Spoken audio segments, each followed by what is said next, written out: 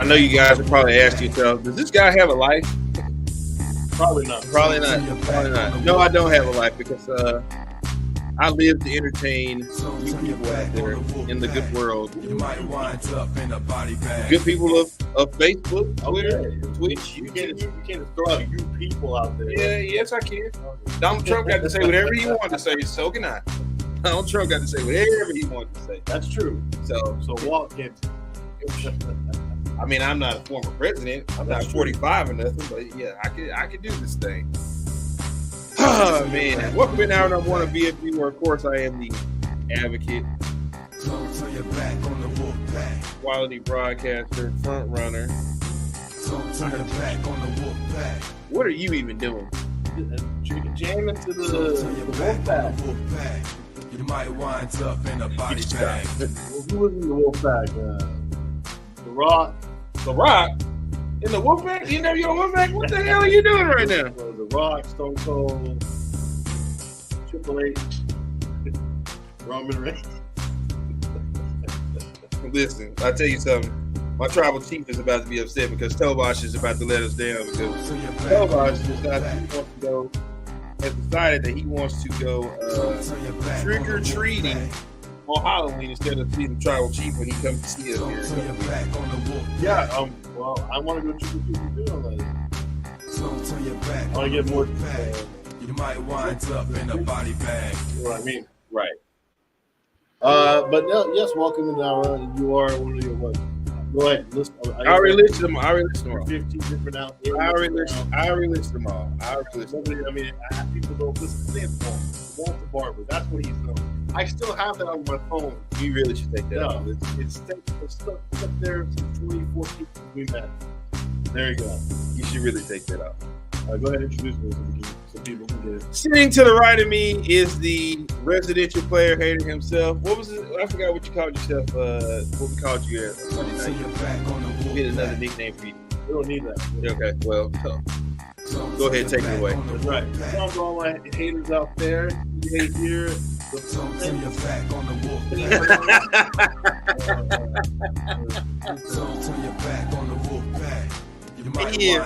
so worth taking your head.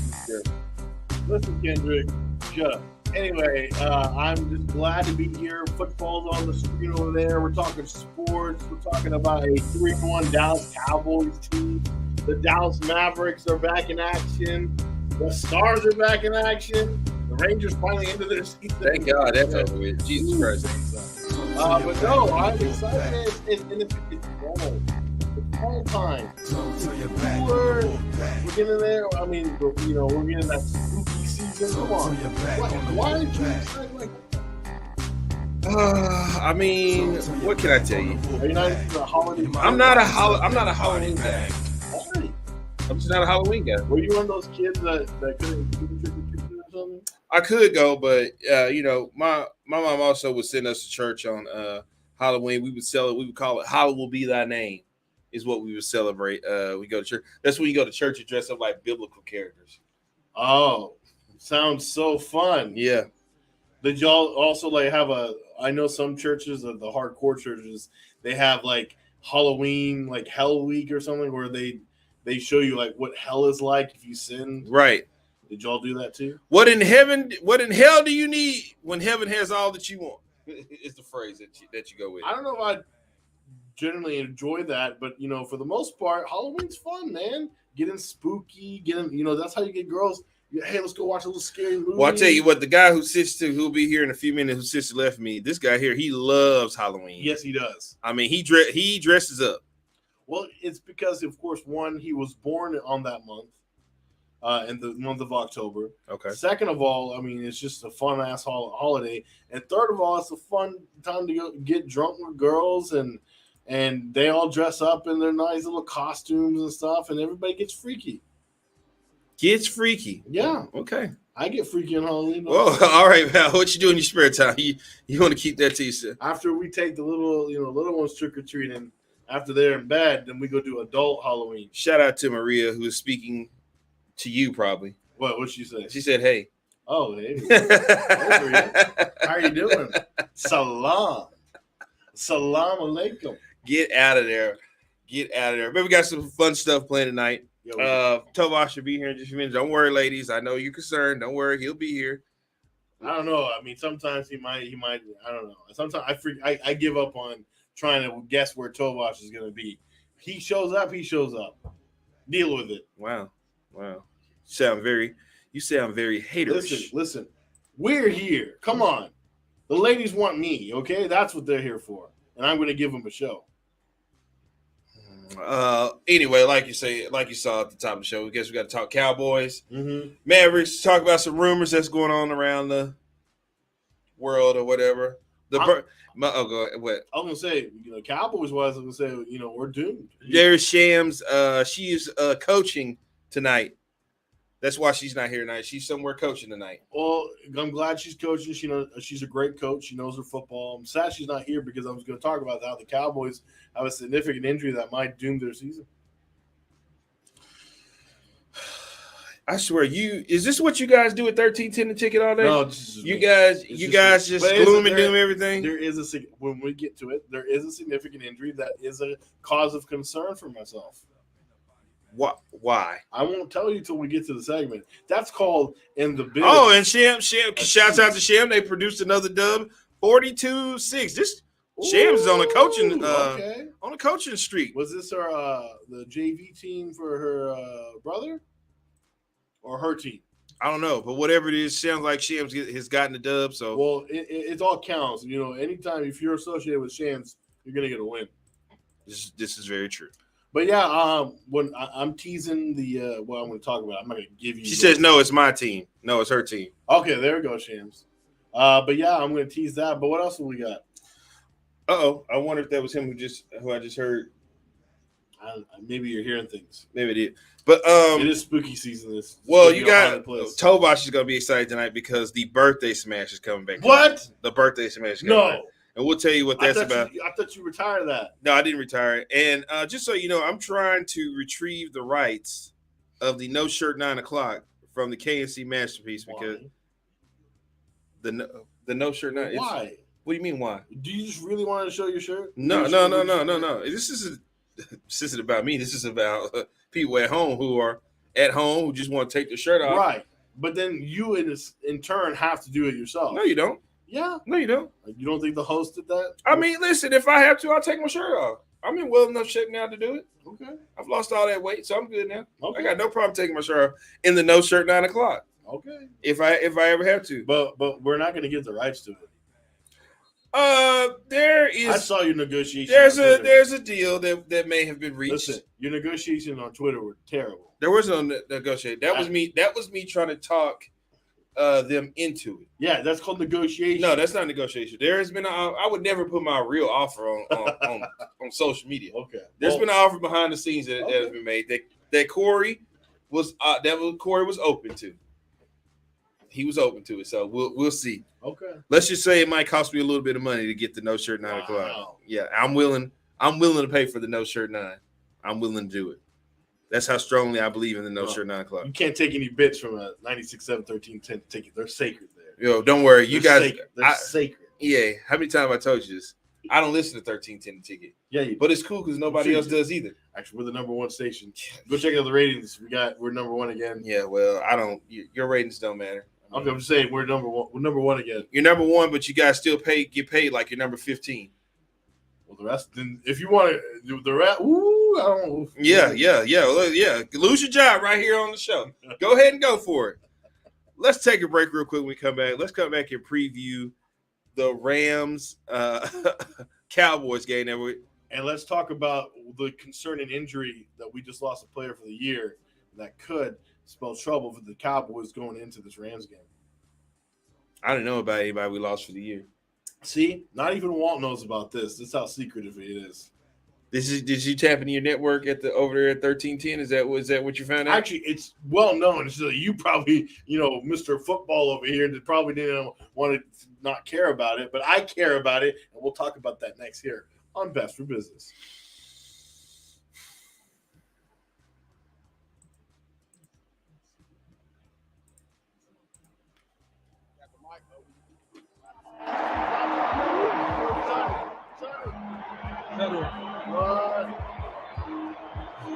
I have nothing for y'all. Now you see me. Now you don't. Them unis is hard, bro. I can't even lie. I don't love them. You don't love them? I always like black unis. What if we had like all black royal blue? That would be crazy. Let's go, Y'all know what it is. Come on, break.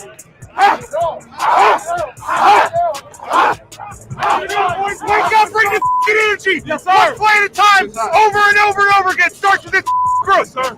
We all went through the process this week. Let's finish that by winning this. Hey, it's time to go ahead and dominate all game. Cowboys on 3, make it loud. 1, 2, 3. Let's go get it. 3rd and 5. Good protection. Pump. Checks it down in the left lane. Elliott's going to get a first down. 35-40. Nice downfield block. That's a pretty good result on a check down, babe. 32 yards. 53. Good operation. Maher's kick on the way. Right down the middle and plenty to spare. I worked too fast. Right. I saw Cheryl spin out. Yeah, pull him right. No, he's going to grab that tractor. I don't want to trust that. I'm with you. Hey, That 93, Coach, 93 is unlocking in a tear. It's like every time. On the snap, he's like playing in a tear. Yeah. Snap one, my baby. Yes, sir. Let's be great for snap Go, one. man. Hey. Good communication, man. Elite, baby. Elite. Talk. Wentz is in an empty gun. 2nd and 12 at his own 46. Dallas blitzes. It's Neville Gallimore.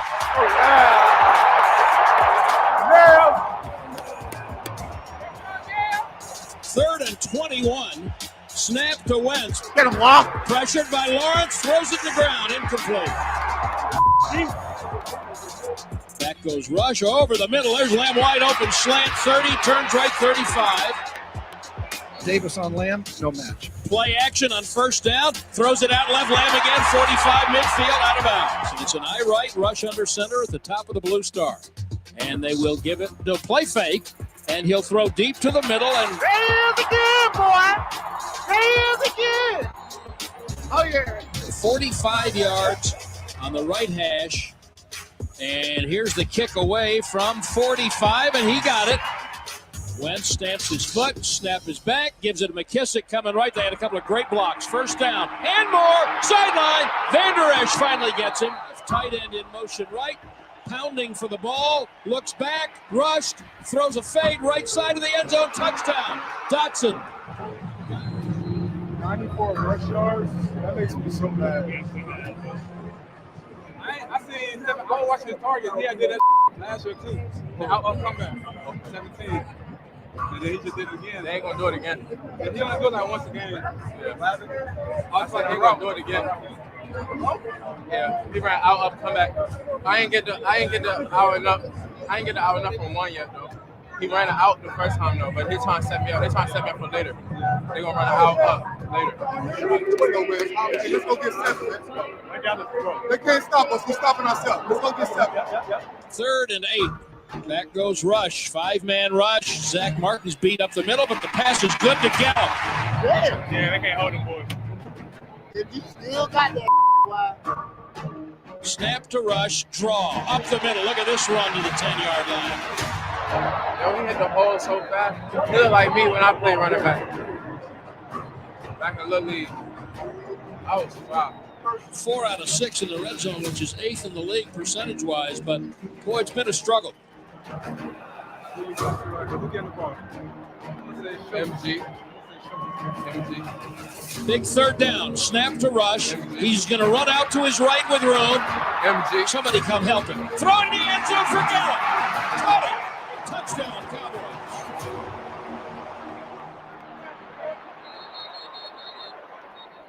I don't blame him. MG come out play of the year.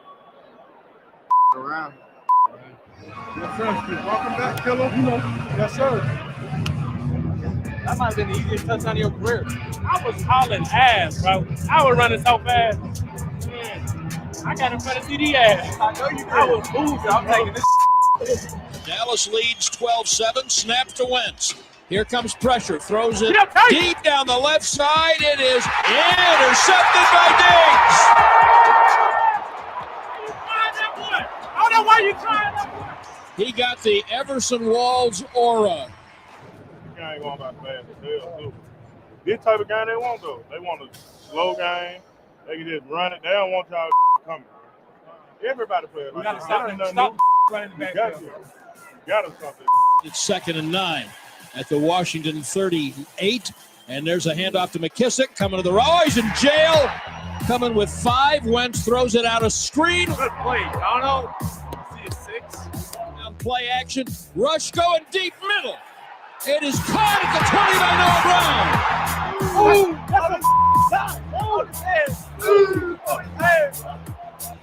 Four-man rush. They're going to try to run McKissick, and guess what?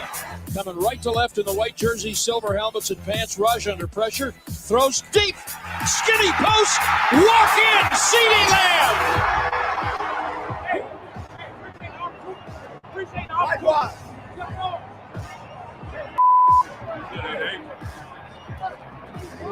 Wentz in the gun, looking left. They've got him and sacked him. Dante Fowler got the sack up inside, 3rd and 8.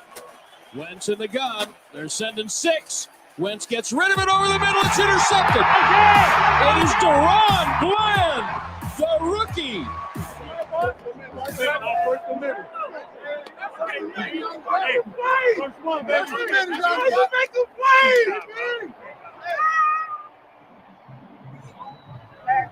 Find me that ball. I got to give it to my mom. My gas. Appreciate it. Hey, man. Give me that thing. I really too.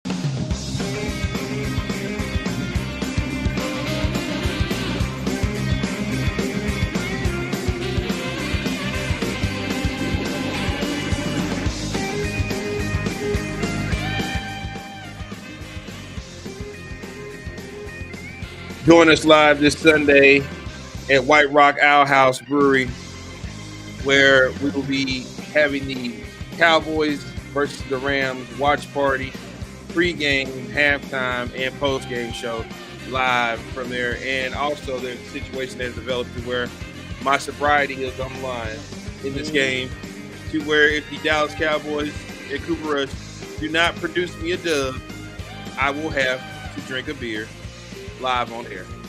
I think either way, you should drink a beer. And we haven't confirmed that Shams will be there. It has been confirmed. Oh, shit. Shams says I'll be there, so we haven't confirmed. Okay. No need to speculate if Shams is going to be. What about, I mean, he's missing right now, so the other. Yeah, we've already had it confirmed at Tobox. Are you still? I mean, he said he was going to film tonight, but. I don't know why you're worried about if he's coming or not. I'm just saying. It's a weird move. I expect things to happen. Kind of the star of the show can kind of do what he wants to do. Well, maybe I'm the star of the show now. You're not the star of the show now. Yeah, come on. That's what people tune in for bFb. They say EA. You didn't even have the guts to show up in your own backyard. We had to deem Shams as the new queen of the 817. We had to denounce you as the king of the 817 to give it to Shams. She can have it. Okay.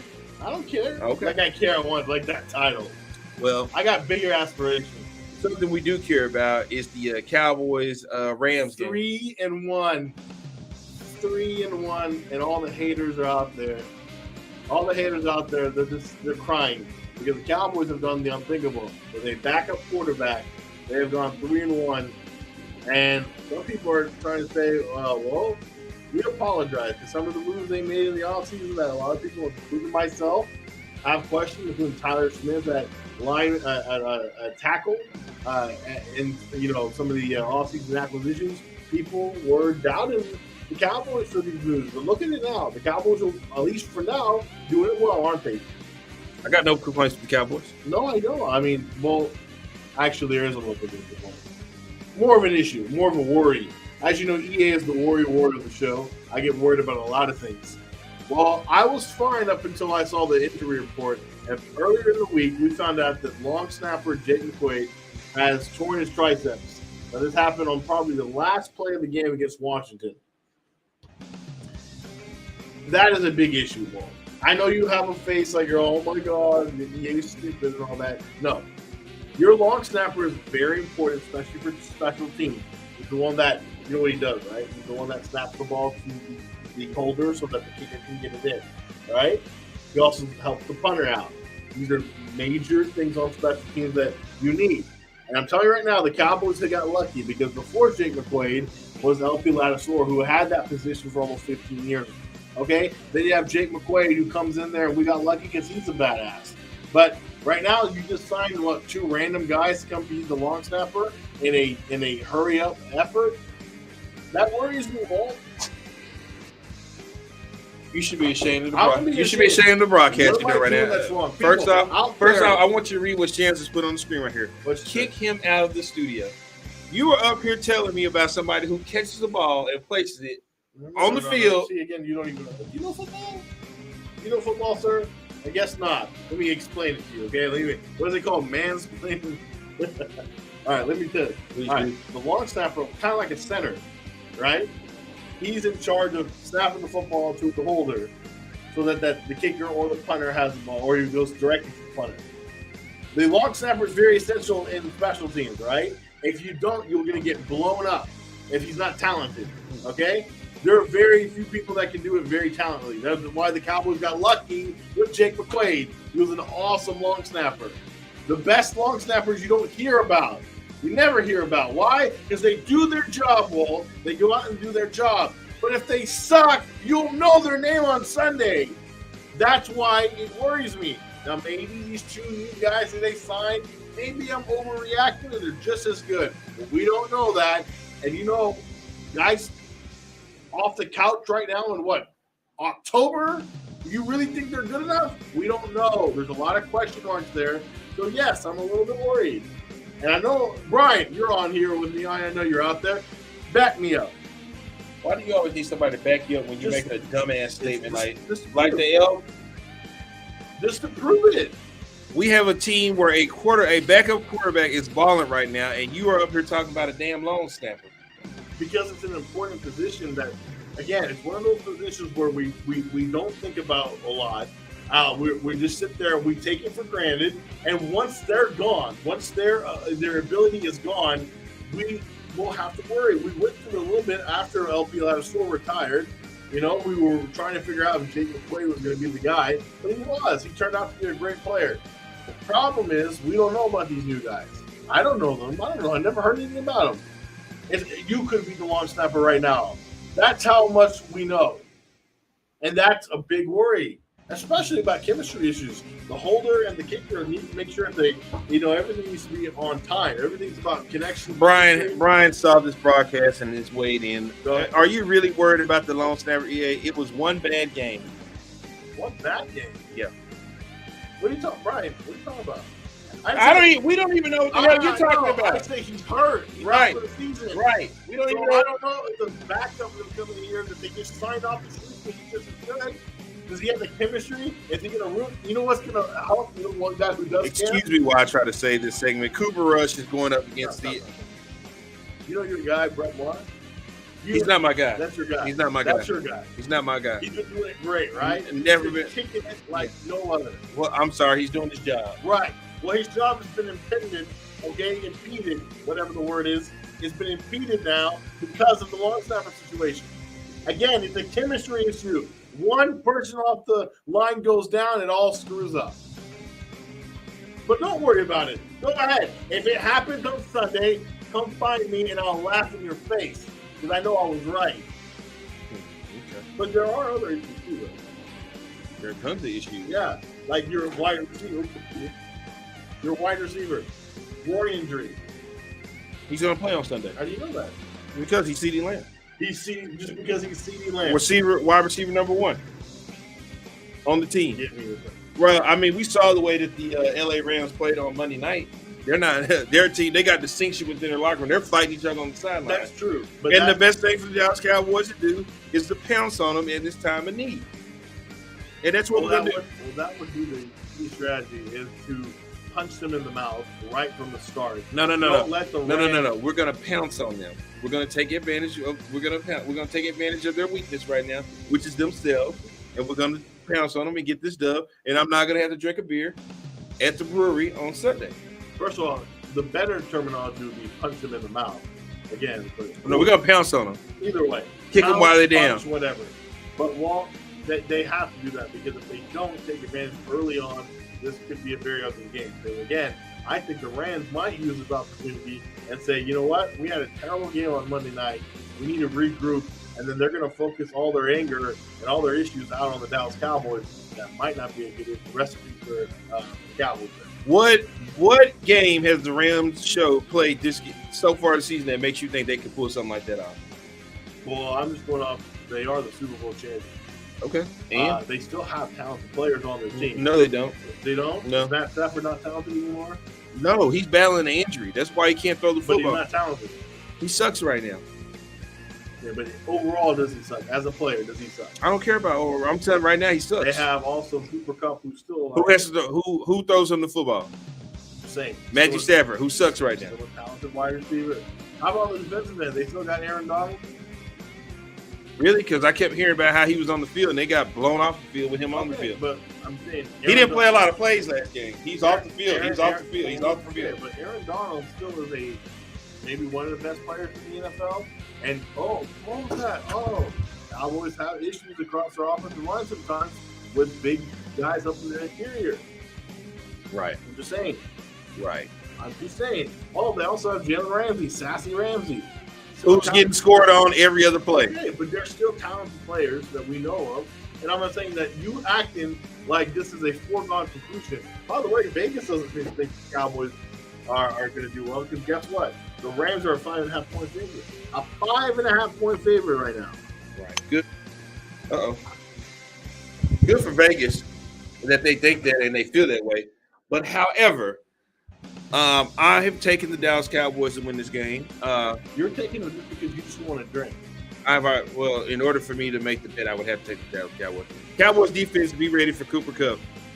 Wait, listen, Diggs has got this whole thing covered out there on this Cooper Kupp situation. Everything's fine. Is Diggs going to cover him the whole time? No, we're going to throw some. He's going to get some different looks. We're going to throw some different looks. So at him. you're not going to have your best corner calling. What you need to be concerned about is Michael Parsons getting a hold of old broke arm back there this coming week. That would be nice, but also, in this game, I don't know if I want to overuse Michael Parsons. What are they dealing with something? They're not talking about, but he's clearly Shaq will say, roast the mic out on him, man up. Man up? Yeah, I roast the mic out on him, man up, and go get him. Smart here. I would say, now you want to be smart with the use of Michael Parsons. So a guy who didn't even want Michael Parsons. Yeah, why not? We don't want to overuse him too much. Anyway, he wants to overuse that. He wants to be in on every play. I know. Sometimes you got to tell players to slow it down a little bit. Come on. But regardless of all my things, including the long snapper situation, which, again, I'm telling you right now is an issue. The Cowboys, in my opinion, are in probably the best position to get this victory. And I also think that Vegas, with their line that they put at 5.5, honestly, is really not that. If you're a betting person, I'd take the points, because I think the Cowboys will cover the 5.5. And I don't know if they're going to win, but I do think the Cowboys will cover. And I think this is going to be a much closer game than we all think. Oh, so you think it's going to be a closer game? I think it's going to be a closer Shout game. out to Mac Jones tuning in right now. Sorry, Shams is not here. I know he's excited for Shams, isn't he? Well, if you come to Our House Brewery, we had to confirm that Shams will be there. You can meet Shams. You can buy Shams from maybe something to drink or something to eat Sunday over at the Our House Brewery. That's how you get to her heart right there. You come on. Maybe, flirt her up a little bit in person. Talk about the football game and the Cowboys win. Maybe that will elicit a connection. Yeah, that's it. So, anyway, back to the Cowboys. This is going to be a big game for Cooper Rush, Rush Hour, hashtag Rush Hour. Big game for him, because if he goes out there and wins this game, this could. If he goes out and wins this game, especially the fact that it's not only if he wins this game, he turns around and wins the Eagles game too.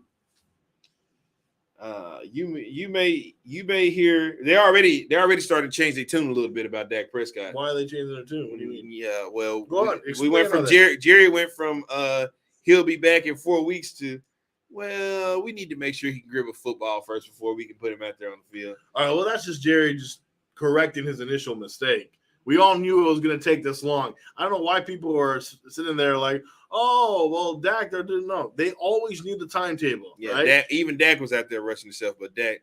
No, everybody's tamping the brakes. And why would you rush Dak Prescott right now? You have you're 3-1. You still haven't lost any major games. Again, let's take it week by week and see what happens. Now, if Cooper Rush does win this game against the Rams, that's huge. Why? Because by the whole name of it, the Rams are still the defending Super Bowl champion. That alone, perception-wise, gives Cooper Rush a huge boost because he went and played them on the road and said, hey, I'm not afraid of you. And I also kind of see how Cooper Rush wins this game. Because if it's kind of a pedestrian game where he really doesn't do much, he just does enough to win, where the running game and the defense really lead the pack, then this is still Dak's team. But what if Cooper Rush comes out and has the game of his life? What if he torches the secondary? What if he starts getting in sync with CD and Michael Gallup and, of course, Noah Brown, and they start – He's already in sync with them, though. I'm saying, what if they get to the point where it's more so than we've seen? So far, we've seen little spurts. What do you mean you see spurts? He's throwing a touchdown, throwing one or two touchdowns every game. I'm talking about the whole game. Most of the game, Walt. The New York Giants game, he threw the ball to CeeDee Lamb. What are you talking about? The first half of that game was okay. I'm talking about full game, Walt. I'm talking about full where we're like, oh my God. In the fourth quarter, it was him and CeeDee Lamb the whole fourth quarter. Again, apparently Walt doesn't have ears. I say a full game where we're knowing the offense is on track, clicking, everything. And when I see that from Cooper Rush and against the Rams, he's not even putting the Cowboys in he's not even putting the Cowboys in the position to lose the game. He's doing what he's supposed to do right now. I'm saying, what if he goes to the extra? Oh, I'm sorry. He's only playing half the games. So you say you need to see a full game. He's already playing full game. Let's say, what if he goes and has the best game of his career? They're not going to do that. They're not going to do that. What if? Why can't we have that? Because they're not even going to turn him loose like that. You never know. What are you talking about? Cooper Rush is already kind of showing a little bit like, hey. How many points he scoring? I mean, he's only scoring about 25 all points. All right. But they're not going to let him get it. You never know. What if it just happens? What if he's just throwing it downfield and it starts clicking? If it starts clicking, you never know. Sometimes you have one of those games, Walt, and if that happens, it's going to be awesome. It's going to be awesome in the media. Ooh, I love it. I love it, Walt. I want to see the controversy. Come on. Aren't you with me? No, that's exactly your problem. What's wrong with – come on. Like you said, you want to see the controversy. What's wrong with that?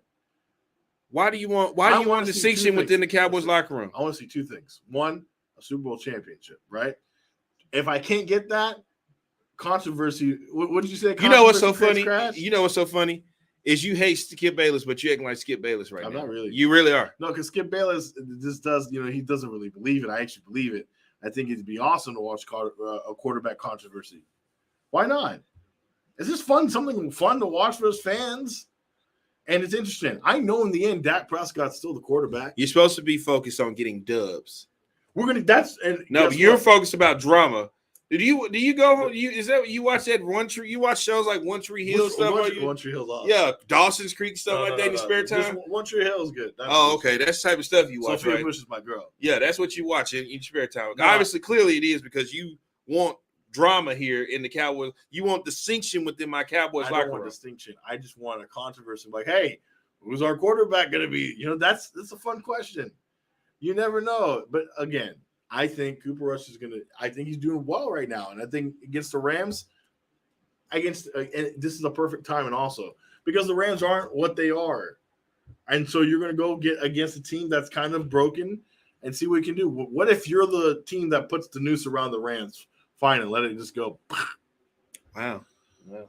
And Cooper Rush is the one doing it. Jerry's going to come down there and be like, well, Jerry's already doing that. No, but he's already doing it. You beat the Rams. Now all of a sudden, he was the one who put it out there that Dak was going to be back and forth. Now, we got to make sure he can grip the football before we can put him out there on the field. And then guess what? You do know if they beat the Rams, he's going to put a full court press on it. He's going to put a full court press on this entire thing about Cooper Rush. There's just going to be Cooper. You're going to see billboards probably all across 183, and you're going to see Cooper Rush's face. That's what happens if you win. Now, you go beat the Eagles. Come on, Walt.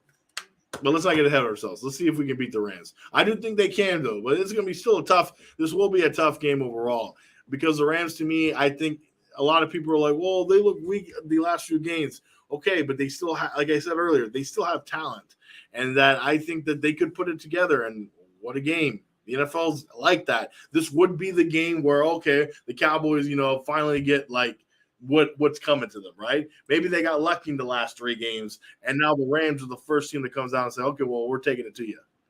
So you never know. That's why I'm telling you right now, don't get complacent. That's why I worry when I see injuries like the long snapper. The long snapper for sure. And, of course, CeeDee Lamb because he has a groin injury. Good news is, though, we got Jaron Kearse back. He's coming back. That's ultimate good news. So your safety depth is back to normal now. So and also Connor McGovern. Connor McGovern looks like he's on his way back. So good news overall, but there are some injury concerns. So don't get complacent, Cowboy fans. Get ready. And hopefully the Cowboys win so Walt can get drunk. They have to lose for me to get drunk. Oh, lose? Yes, they have to lose. Why can't they win and so you can get drunk? That'd be better. Why? If I think they're going to win, it doesn't do me any good. I just want you drunk. Okay. That doesn't sound good. You want me to get drunk? It sounds like you want to take advantage of me because I'm drunk. You never know. That's weird. What? That's weird, man. I won't be there, so come on. Oh, thank God. Thank God. We're glad you won't be there. Excuse me? We're glad you won't be there. Because I'm not there, you probably won't have half of what you could get. My face alone brings... Your face alone is why the people aren't tuning in right now. Well, your hero tool watch isn't here now. Yeah, well, don't worry. The numbers go up anytime he walks in the room. Yeah. Let's take a break real quick when we come back. The Dallas Mavericks played last night. You saw the post-game show, me and Kendrick. They did play last night. Oh. Yeah. Oh, because you couldn't see it because it wasn't on Bally's. Is that where you going with that? Well, I didn't even Well, I can tell you tomorrow night it's going to be on Bally's. So you'll be able to see tomorrow night's game. Okay, cool. At least I'll be somewhere. So let's take a break real quick when we come back. Let's recap the Mavs taking on the Thunder last night Luka. right here on bFb.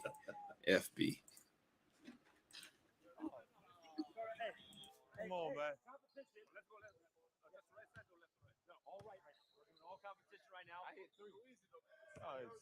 I didn't know it's competition. Hey, 0-0, first to 3, then you have tiebreaker opportunity. Here we go, 0-0. Same? Yes.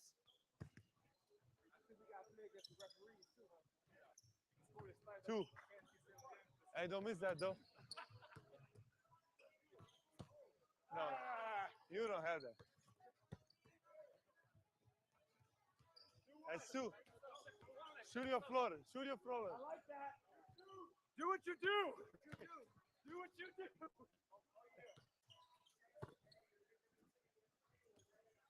Ooh.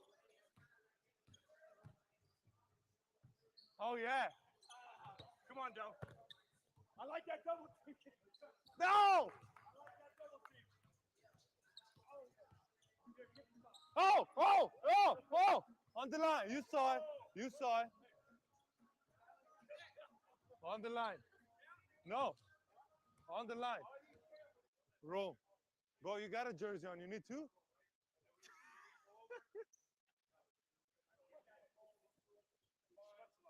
Brother. Come on. Brother. You good? All flavors, huh? Yeah. Here you go.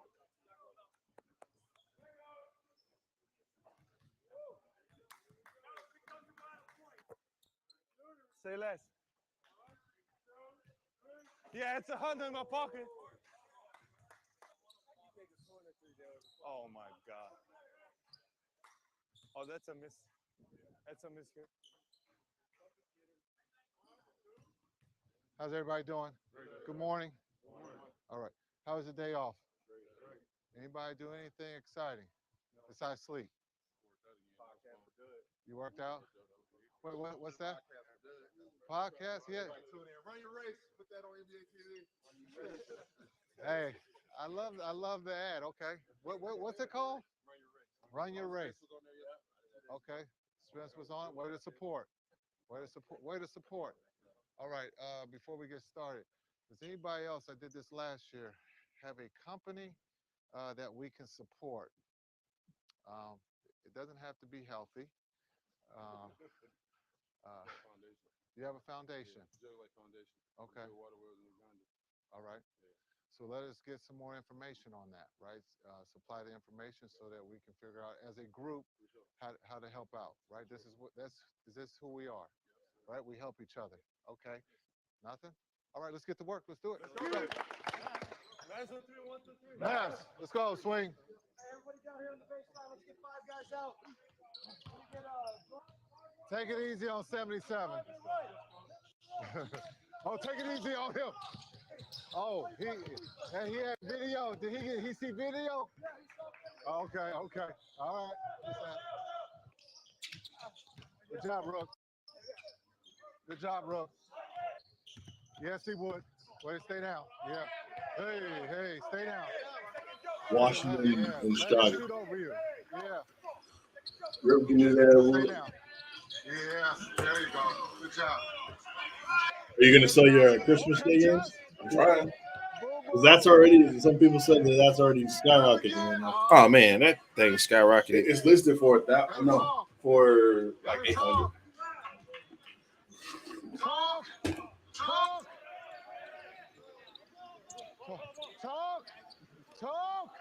Talk. Good job, Biggs. Yes. Hey. Good. Here we go, drive. Hey. Good. Smalls, way to talk. That's the most important thing on the court, bro. What? Communication. Of course, yeah. Now, when you like watching the game, we don't see like they talk. Hand me those keys right there. Wait, because there's no mic on there, but you can. It's when you get close during the game, you can hear it. No one can come in. Half court. No, this is not half court shot to go home. What? Because we're not letting him shoot. You sent me home on a half court shot. Come on, Bull. I'd be pissed. Oh, let's put down first. Oh wait. Let's get in here. Is this a C? Maxie. Yeah, right. Get him, Rook. Who's the rook? Look right here.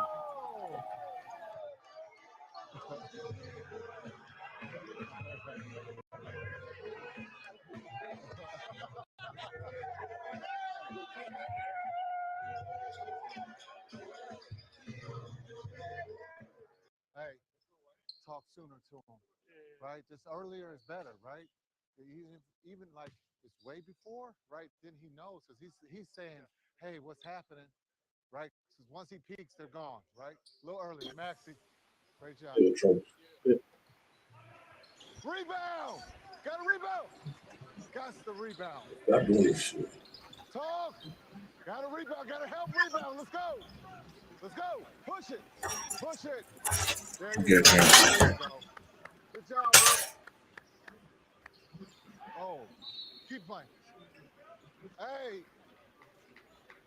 Huh? No, let's finish with a free throw. Shoot the free throws so we can get better free throws.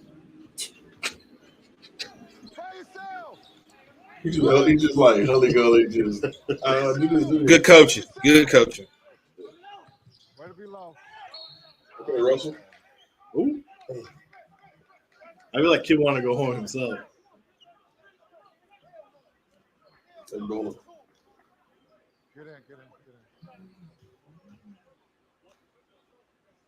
Here we go. It ain't Russell Wilson. I'm not saying. Oh, okay. I won't say no.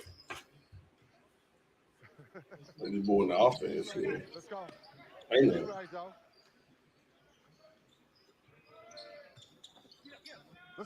Let's go. Right back at him.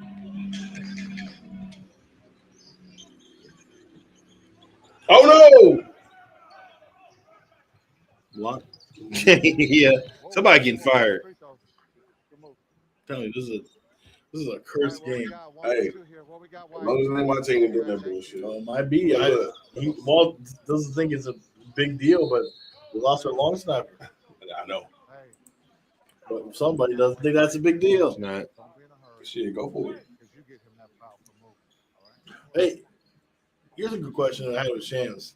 If you go for a field goal on third down, and you miss it, We've also asked your teammates what's the most annoying. Fourth down's gone. Okay. If you botch it and get tackled, No. coming back. Let's say you go for a field goal on third down. if you put foot to ball, then that's it. Coming back.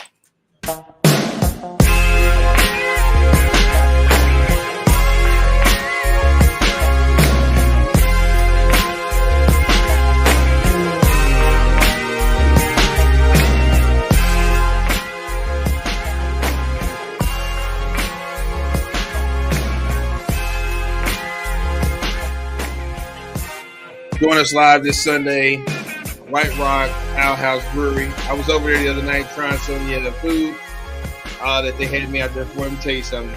It's delicioso. Wings were good, fried brownies were good, and the tacos were good. It's gonna be a fun time. You won't be there, so it won't matter. Tobosh, we're gonna be broadcasting. I don't know if you can see it back right over here, but there's a beer garden over there. It's gonna be live from the beer garden.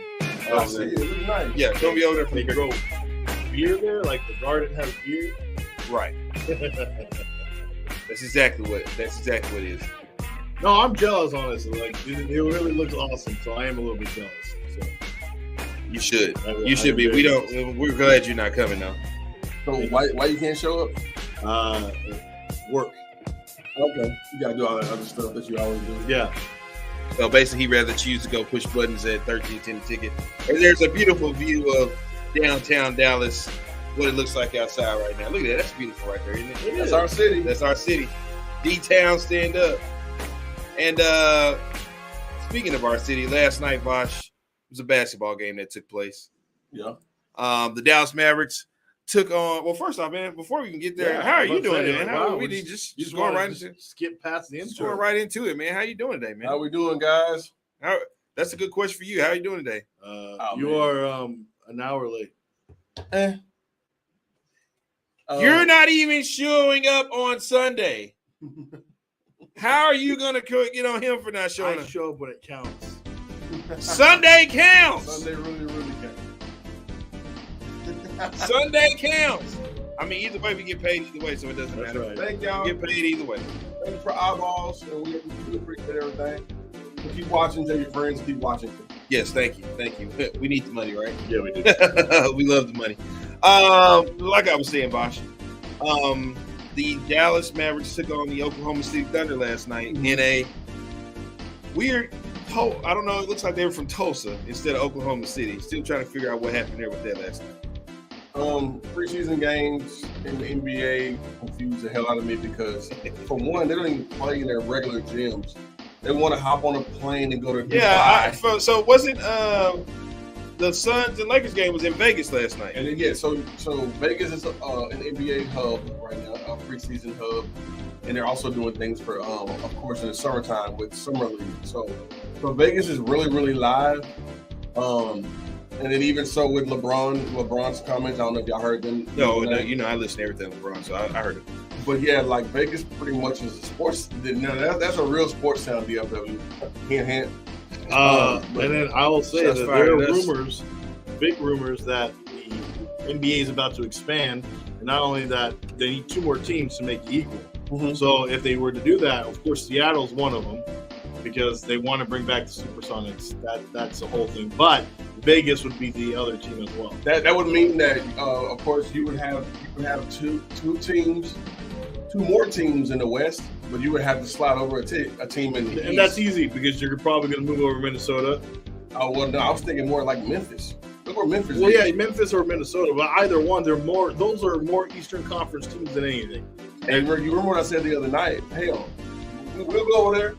We'll definitely go to the Eastern Conference. I'm talking about Dallas Mavericks. No, they won't move Dallas. They're not going to move Dallas. Oh, because it's a bigger bigger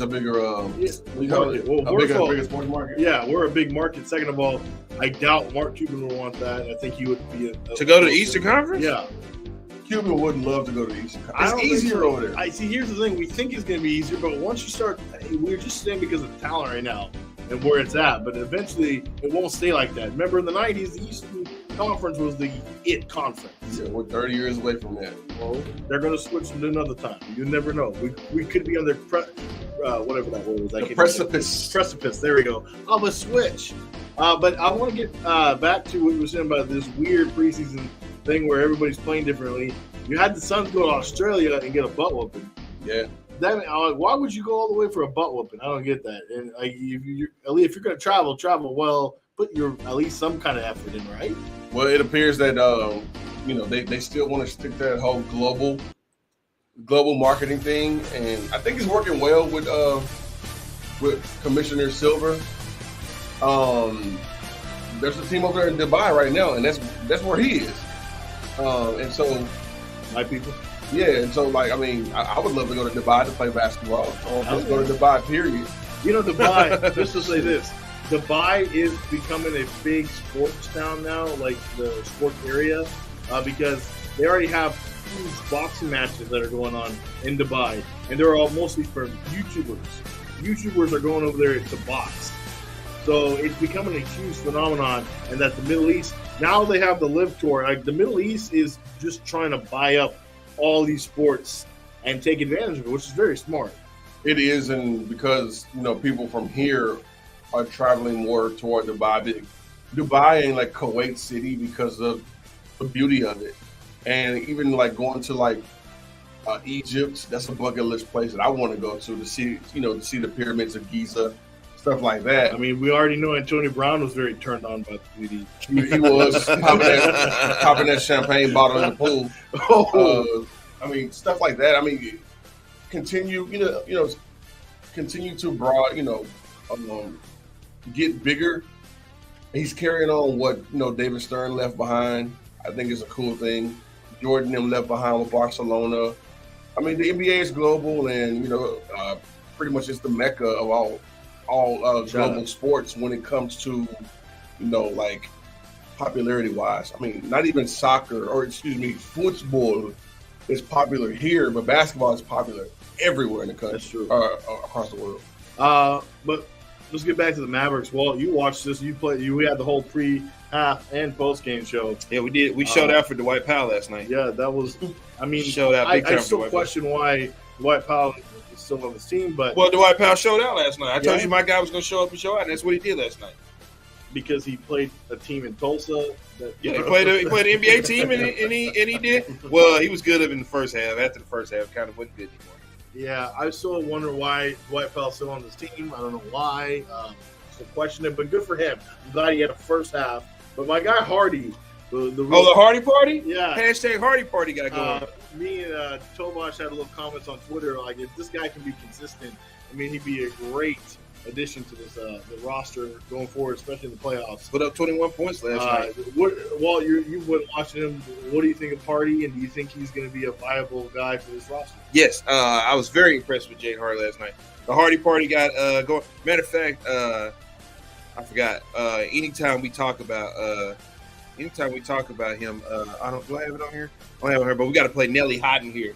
Why is that? Whenever he's because that's what gets the party going. Oh, okay. Yeah, he was hot in there last night. Oh, I bet he was. Yeah, he was hot in there last night, and the fourth quarter he just took it over and he went and got us his dub last night. He did, and it was a pretty close game for most of it. And also, big shouts out to the new CW. He Christian Wood. That's what our nickname is, the new CW. You remember that channel? Yeah. That channel, CW30? It still exists. Yeah, CW33. CW35 was on broadcast last night. And, he hit us with a double-double. Bosh, do you know what played on CW? You know what shows? Reba. Yeah, there's one. Everybody Hates Chris. Last Man Standing. There's one. What's that? Jenny Anchondo. Back to you. There we go. Shout out to Jenny Anchondo, wherever you may be if you're watching. You should. Never mind. Yeah, Love you, Jenny. Hey, get out of there. All right, so tomorrow night, the Mavericks get the win. Tomorrow night, they will be back home for their preseason opener. Are you going to the AAC tomorrow? No, I don't believe I am. I think I got ball tomorrow. So you mean to tell me the Orlando Magic coming to town? You can't give up ball to go see the Orlando Bowl is Mo coming Bamba? to town. Well, no. Mo Bamba? The only Magic player that I want to see. What Well, the kid from Duke? Two now. Kid from Duke. Of course, Paulo Blanchero, and then of course the point guard. I love him. Time out. Is anybody of note actually playing tomorrow? Yeah. I don't know. Well, I don't know about I doubt what Lucas is. Lucas going to play tomorrow? I don't know if Luka's gonna play, but speaking of like starting players, I did check out that Lakers Suns game last night, and I was thoroughly like, it was Lakers Suns, right? I was shocked. I was shocked and appalled on how much each team played their starting players. I seen Devin Booker, LeBron James, Chris Paul, just to name a few, in the game in like the third and fourth quarters. Like, what are we doing if we're bringing those guys in pretty much for did you in see a preseason game? Did you see what happened to them last year? Who was that? The Lakers. Injuries. So they didn't do much last year. Might as well play them now. That's fine. I mean, he wants LeBron to break the scoring record. LeBron gave you 20 yesterday. LeBron gave you what, 29 yesterday? 23. It won't happen this year. That could have been 23 points that he could have scored in a real ass game. Sit that dude, ice that dude. It's not gonna happen. You don't need him for that. You want to make a bet on it? All right. It's not gonna happen though. Yeah. What's not gonna happen this season? He's not gonna break the record. He's like, I saw the numbers. He's like 1,600 points off. Or 11 something. He scores 20 points a night. He's not gonna do that this campaign. I'm telling you. They're not. First of all, I guarantee you, regular season wise, they ain't gonna rely on LeBron much. That's just not gonna happen. Who else are they gonna rely on? This is more. Find somebody else. This is more about the youth on that team, if they have any. They don't have any youth. And it's LeBron. Yeah, and then of course, who did they get this year? Nobody. They had Pat Beverly, and Davis. And Davis, do you still play basketball? Yeah, he's got a lower back injury. Let us know at Tovar10 on Twitter if you still play basketball. Okay, so how does that? Hold on, excuse me, sir. I need to correct this real quick. Okay. So what makes you think that LeBron James ain't breaking Kareem's record this year? He's not gonna score that much. For one, he's gonna pretty much Kawhi himself a lot. And preseason, he just put up 23 with ease. That's what I'm saying. He's not gonna do that every single night, dog. He's never scored less than 20 points. And he got to play on Christmas Day. He's not gonna do it every single night, bro. What does Christmas Day got to do with it? I'll tell you, it's a family thing. He scores 20 points in the second by the second quarter. I love LeBron James. He's not going to impose his will like that. Guys have lost your damn minds. You're the one that's sitting there looking at an old man trying to see that. He just scored 23 points last night in a preseason game. Okay, he's been doing that since he came in the league. He is not slow. Your dumb ass. Oh, I see slippage up there listening to everybody else. I see slippage. And he came out and balled last year. What do you mean he came out and balled last year? What was last year? What greatness did he put up last year? He passed Karl Malone last year. Passing is something different. This is the problem. That's not balling. That's like when Nolan Ryan got his 10,000 strike. The dude was 80. Yeah. These are things that eventually will happen because of time. Nobody. It's taking it's taking decades for somebody to pass Kareem Abdul-Jabbar. Okay, you're talking about longevity versus balling out in one season. Oh please! If Michael Jordan was the #1 all-time scorer, everybody been here telling me how he's the greatest. I mean, he's the greatest because of what he did early in his career, what he did late in his career. LeBron can't do this.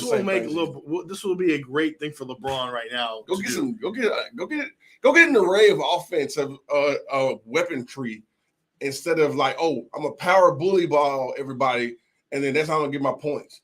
But when you get on a perimeter, when you try to create for your own self and create your own shot, you looking at the ball and then taking a step back and shooting the three. That's the only offensive thing that you have, LeBron. It works. It doesn't work. They let him shoot that shit, bro. Like for real.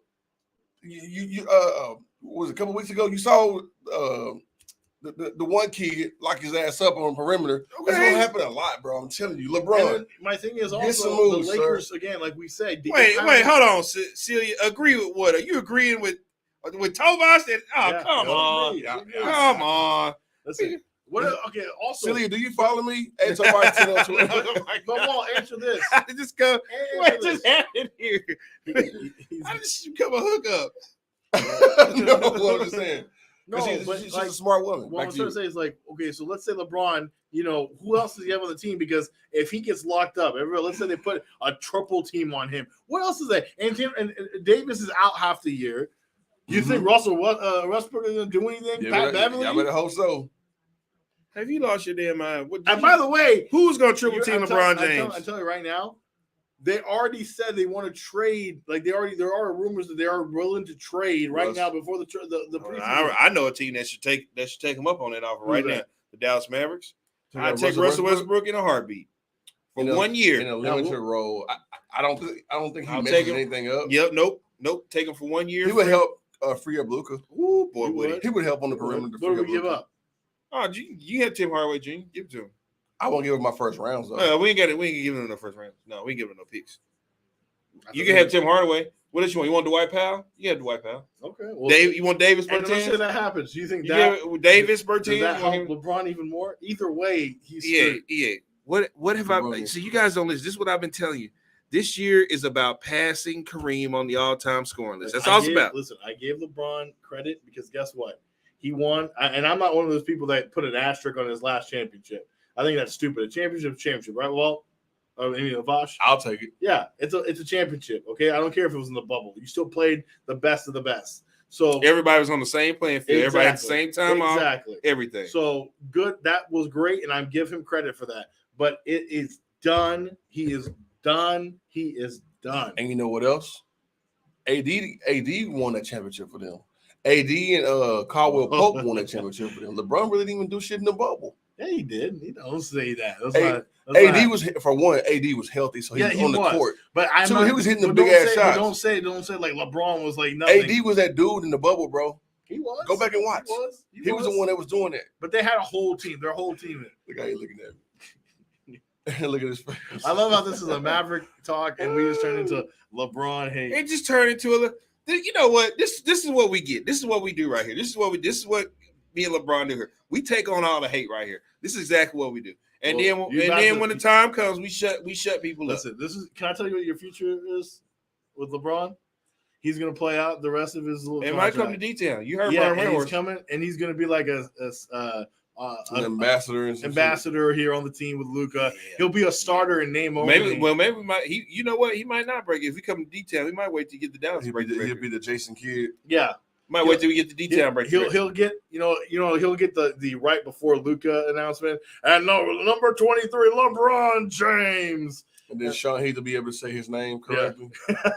Now, both of y'all ought to be ashamed of the broadcast you're doing right now. I just throw that out there right now. Though, but back to the Dallas. It was a great career. LeBron. Great career. You're done. LeDun James.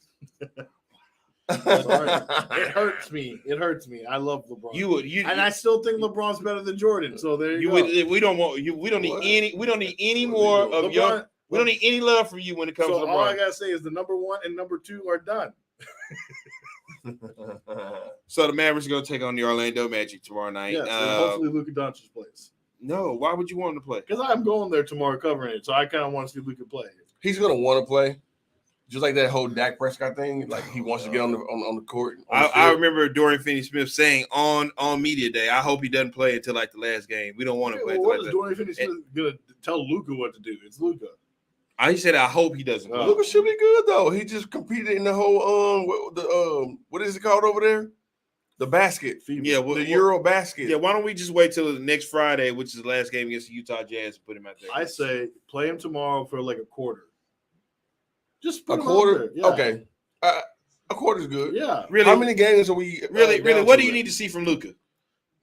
Nothing, but cardio. What do you need to learn? Well, he's been playing basketball all summer. Yeah, you need cardio every day. Listen, being a basketball player, you have to be in the best shape possible. How would you know? Because I'm not a basketball player. Exactly. How would you know about playing basketball? You were a football guy. Yeah, I tried out for basketball in middle school. Trust me, it did not work out well. Okay, I know there's a lot of running. I couldn't take it. Cardio is important. It is, and you're going to have to be. And Luka, again, we need him to be in the utmost best shape starting the season so that he doesn't break down by the end of it. So please play a quarter, run around, throw some assists up, and throw a half-court shot, and then sit down. You don't really need to see anything from Luka until the first game of the regular season. Thank you, Brian. And he's a smart man. Not really, Brian. Me and Brian went to college. So did I. You didn't. He finished. You didn't. I finished. Oh yeah, you graduated. Yeah, I graduated. Yo, remember you got to get your parents get their money back. My degree is useless. Your degree is useless. Haven't done nothing with the. Haven't done nothing. Oh, come on, Russ. Russell Wilson just threw it in the interception. Well, no, he just threw a punt. Oh, touching him, somebody. Did that guy just trip on his own? Probably so. I think Russell tripped him up. But Brian is a smart cat. Very smart guy. Very knowledgeable in all sports. Oh, he also said the Dallas Stars will wrap up their preseason this Saturday night. First regular season game next Thursday. So next Thursday, go That's Stars. Right. Like I said, hockey, Mavericks, everything's coming, and thank God the Rangers are done. Hey, that was bad watching. That was bad. That's the one and done. Rest in peace, the Rangers. Oof. Good luck next year. Go ahead. No, I don't know. Well, what was sports? What? You were next to talk. Okay. All we were trying to do was talk about Luka. Yeah. Not having to play tomorrow night. I don't think he should play. EA brought up a point about him being like conditioned at the toward the end of the season, which I agree with. However, you know what? And then I look at what the team did against Golden State. And how if you think about it, they got 2 games out of that series. So they technically took Golden State to 6. But that team, Golden State was way too much for the Mavs. I think the Mavericks ran out of gas. I also think that they were pretty much hanging up a mission accomplished banner, saying, "Hey, we did it. Shout out Bush. We got there." And I think that if let's say they were locked in for one more series, they could have been able to challenge Golden State just a little bit harder than what they did. Well, defense would have been a little bit better. Offense would have been a little bit better. The most I think would have done is they would have gotten one more game. Okay, then we're at number 7. Then we're at game 7. Right. We're at game 7 in Golden State.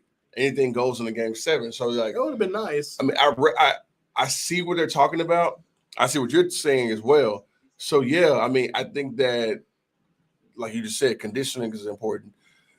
If you go back and look at the 2011 team versus last year's Mavericks team, we always heard about, and we were introduced, the world was introduced to what cryotherapy is. Mm-hmm. The Mavericks, Jason Kidd, Sean Marion, of course, Dirk, guys like that, they were all getting in the chamber, and they were refreshing themselves. Not sure what the Maverick trainers are doing this year, but I think that was a good idea to refresh those old guys in 2011. So, I mean, that just tells me that's conditioning. That's conditioning. That's conditioning. The Mavericks are really young. And so I think the youth should show this year. They should be right back to where they were if they don't run into any major obstacles. So we saw the debut of, as I said, the new CW 35 last night, came out there with a double-double. And the thing is that, everybody seems to think that, he's going to be here long term. I got to tell you, people at home, don't look for this to be the Christian Wood coming out party. It's not. I mean, because he's here on a mission. He's here to he's here to get paid. Well, yeah. So he's here to make look good, so they can get him proper dolled up, so his agent can get him a nice contract or trade him or something like that. Well, what's wrong with the Mavericks retaining the services beyond? Well, the Mavericks have first dibs if he lasts. Right, and I think he will. But I will say this though, it does worry me that he does not seem very happy about his 6-man role. Like every time they've asked him in the media, he's kind of given a very snarky response where it looks like it. I don't know. I mean, the 6-man role, like they got him as that, but depending on who they playing, like they playing the team with a small lineup, he's going to start. Know. From what I've he's going to start. JaVale McGee is going to start every game. JaVale McGee can't start every game. That's what if they're going to play. If they're playing Golden State and they don't have a 7-footer on the floor, I understand what you're saying. I'm saying this, the coaching staff says JaVale McGee is going to be the starter. He is going to. On paper, he's a starter, but if they're playing somebody with a small lineup, he's not going to start. Well, my point being is that Christian Wood, you know how these players are. They don't take kindly to that. Okay, well, he'll get over it. What's he going to do? Not come to work and play basketball for a guy who's trying to get a contract? No, he's going to shut up and he's going to play. Or he'll shut up and play, but then he won't re-sign with us. Oh. Oh wow, what's different from any other player here that comes here? I know that's kind of a very sad thing. It's not. I mean, you knew what you were getting yourself into when you traded for him. So they did it, and they knew where we're getting to. Jaden Harjar, 21. Spencer Dinwiddie had a good game last night. Dinwiddie with it.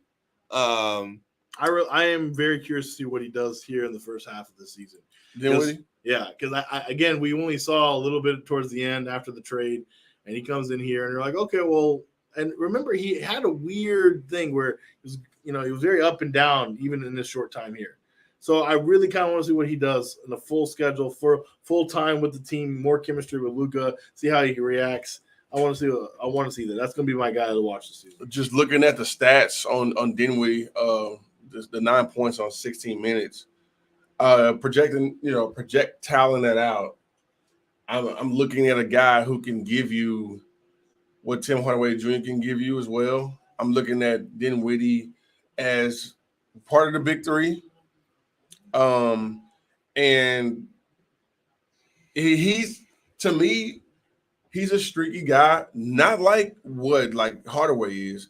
He's a streaky guy because of like what Luka is, meaning will Luka allow you to get those kind of buckets and points? Dinwiddie is really, really clutch in the fourth quarters. We've seen that. He can light them up. He can give you buckets. He's hit a game winner here. But he's used to like taking the step back and giving Luka time to be a superstar. Yeah. But if Luka gets in trouble, then there's Dinwiddie. I love that about him, that he can floor it whenever he wants to, but he can also dial it back and say, hey, you know what? I'm not the superstar. That's the superstar right there. Just like what he did a little bit with like when like KG was there, and then of course with Durant, because even before the Durant injury, he was doing this. I'm sorry, even before his injury with Durant and them, he was able to do the same things. So like, and I hope I'm not getting that wrong, but I see like Dinwiddie has been that kind of player. I like Dinwiddie his whole career. Even before he was like thrusted upon us, I was just like, bro, that's a guy that I want in Dallas. Yeah, you did say that was a guy you wanted in Dallas. And they went out and got him for you. Again, the only thing is that his consistency is going to be a huge issue. Inconsistency? What inconsistency is that? Did you not see him in the playoffs? He was the most inconsistent player we had. Half the time he'd be like one time he'd be like, oh, great, Dinwiddie. Then he'd disappear for God long, who knows. Okay, I'll give you that one. I mean, the guy, inconsistency is his middle name. I see a lot of that because of Brunson and Luka getting in the way and stuff like that. But he had opportunities where he could have sometimes where he could take it over, and he didn't. Right. I mean, let's be honest here. I mean, when Luka was gone, they won games because of him and Jalen Brunson, who's no longer. Who I saw him play on Thursday. Was that Tuesday or Thursday night with the New York Knicks? The Knicks looked pretty damn good with him on there. What you mean? It's a preseason game. You're acting like, oh, hey, they're going to. I said he looked good. I didn't Brunson say looked good. He's a scorer. Yeah, Brunson's going to look good. But I'm talking about like playing with them. Oh, like playing with them. I thought you meant like the team is going to like. They're not going to. But I don't think the Knicks are going to be bad. No, they're not going to be a bad team at all. I think that they needed Brunson. They need a guy. They need a guy like put a full court press on him. They hired his dad to get him. No, to what he's saying, like they needed a ball handler like that on the ball handler. They'll put like Julius Randle and put like RJ in their place and say, hey, Fournier, here you go over here. Stand over here. I got it real quick. You need a bucket? Sure, I give you a bucket. I don't want to be the automatic bucket, but he's learned. He's been that way his whole life. He's been that way at Villanova. He's been that way backing up Luka. And so now I think that he'll be that dude, man. Like when that. Well, I will say this though, we're gonna miss Brunson this year. Oh, that hole is gonna be severely missed the entire season. Mavericks fans, y'all will miss Brunson. I guarantee you. I've been saying it all this time, and I promise you, he's gonna show up. He's that kind of guy that will show up every single day. He loves basketball, and he's a leader. We're gonna miss that here in Dallas, big time. $100 million or whatever. And I hate that people were like, well, he's not worth it. He's not worth it. No, he's worth it. And he got it, and he's going to show y'all. Just saying. What we got next? EA, we've got some rumors that we got to clear up. First off, there's been some breakups going on here. And apparently there was a fight that happened over at and within the Golden State Warriors organization. You hate to see it. You hate to No, see you really don't. No, you really don't. So let's take a break here. When we come back, let's get into some rumors here on bFb. Rams are at home this week. Not sure if it'll feel like that, though. The Dallas Cowboys are in town. But who are they going to bring as the starting quarterback? Elliott's wide open. He's going to walk to a first down and more. DJ Khaled wrote a song about Cooper Rush, I think. He's now 4-0 as a starter. In week 4, over 8 yards per attempt, 2 TDs, no picks, rating close to 110. Little token play action. What a great throw, right on the money. So why put away the 21-12 album? Or that's to say, why bench him? Because after watching him from the sideline, Dak was like, okay, that's enough. I need to get back in there stat. I kid, sort of. But Prescott says he's ready. We'll have to see if the trainers agree. No matter who is tossing the old pigskin around for the boys, they'll usually be throwing in the direction of CeeDee Lamb. Question is, how often? He's coming off back-to-back big weeks, close to 100 yards and a score last week. Pressure on Rush. Fires. Caught for the touchdown. CeeDee Lamb. But you know who he'll have to get away from to keep his mojo going. Jalen Ramsey. He wasn't even targeted last week, still found a way to defend pass. And he's able to get a hand on the ball, because if he doesn't, there were blockers out in front. So how did Deebo Samuel go off against LA last week? Ramsey didn't follow him all over the formation. Deebo's 2 biggest plays against Darion Kendrick. He was their week 4 Waldo. 3rd down and 3. Quick throw. What a catch. Samuel stays upright. Terrific catch and run. 1-on-1 with Ramsey. Can't bring him down. Samuel. Highlight reel. Touchdown. Cowboys got Dalton Schultz back in week 4, just didn't catch a pass on 3 targets. Noah Brown and Michael Gallup round out their primary pass-catching unit. Rush has it complete. Welcome back, Michael Gallup, for a first down. Over the middle, has a completion. It's Brown inside the 15. LA's pass defense, or Kendrick, gave up those 2 big pass plays to Samuel, so their number line versus Jimmy Garoppolo doesn't look good. 100.7 rate, close to 9 yards per attempt. Hey, tackling is part of pass defense, and they didn't pick him. Samuel out on the edge, conservative throw, and a first down. They have to think their pass rush will show up this week. They took the week off in San Francisco, didn't sack Jimmy G once, hit him a single time. Maybe someone just bumped into him. Garoppolo protected, finds Juwan Jennings for a first down. Nice throw. Cowboys O-line is allowing a pressure rate of 29% in their 4 games. That's not great, but they only allowed 1 sack on 27 pass attempts last week. Rush directing traffic, trying to make it pay off. Going over the middle, it is caught. The pass rush could be big when you flip things around. Matthew Stafford's makeshift line did not handle what San Francisco had cooking. He got sacked 7 times, hit 11. When they have brought him, he's had success. I mean, just a jailbreak up front. Now they have to take on Micah Parsons and company. Good news, Parsons hasn't sacked anyone in 2 straight games. Maybe that's not good news. But the fact Dallas's pass rush isn't a Cooper Kupp show is definitely not good news for Stafford. Wentz in trouble. He is sacked. Cowboys had 2 more sacks last week, 11 QB hits. Pressure rate for the year, over 30%, top 5 territory. Against Diggs. Wentz looking the other way. In trouble, and he is buried. Pressure melted Stafford's night in week 4. Over 250 yards, but under 5.5 yards per attempt. No TDs, an INT, rating in the low 70s. He just plays it really well and gets a hand perfectly timed to knock that one down. Sometimes you wonder if the receivers on the Rams not named Kupp or Higbee are going to stage a protest and not run their routes. Maybe Stafford has those 2 guys on his fantasy team. 14 targets for Tyler Higbee in week 4.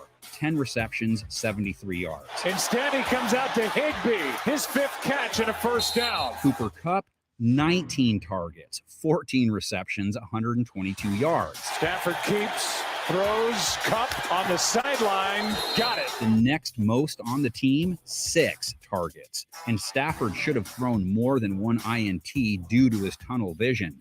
Neither Higbee or Kupp even had 1 20-yard play last week. Will be real interesting to see what they change up versus Dallas. This one for Skoranek. And he's got a first down inside the 40. It'll also be real interesting to see how often Trayvon Diggs travels with Kupp.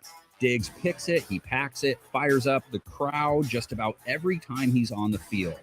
INT last week, 2 for the year, 9 passes defensed, rating against 56.4. He should have to cover Kupp every down for our entertainment. Wentz decides to go for it all, going deep, and it's intercepted. Trayvon Diggs. Guess who? Will Dallas get the Zeke and Tony Pollard that were huge for them in week 3? Here is a toss to Elliott on 3rd down and 12. Gets a block, gets a first down. Here is Pollard on that side, trying to hit a home run. Or the version of them we saw in week 4. Here they'll run it to Elliott on the left side. Not much there. Has great play outside. Pollard had nowhere to go. Rams rush defense, solid enough in week 4, gave up 1 big run, still held San Francisco to 4 a carry overall. Here's Wilson on the right side. Donald makes the play. Loss of 1. Lots of drama on the table, perfect for where they're playing. Lay down your predictions and keys in the comment section, expecting a lot of them from these two fan bases. We can only fit 10 on the screen.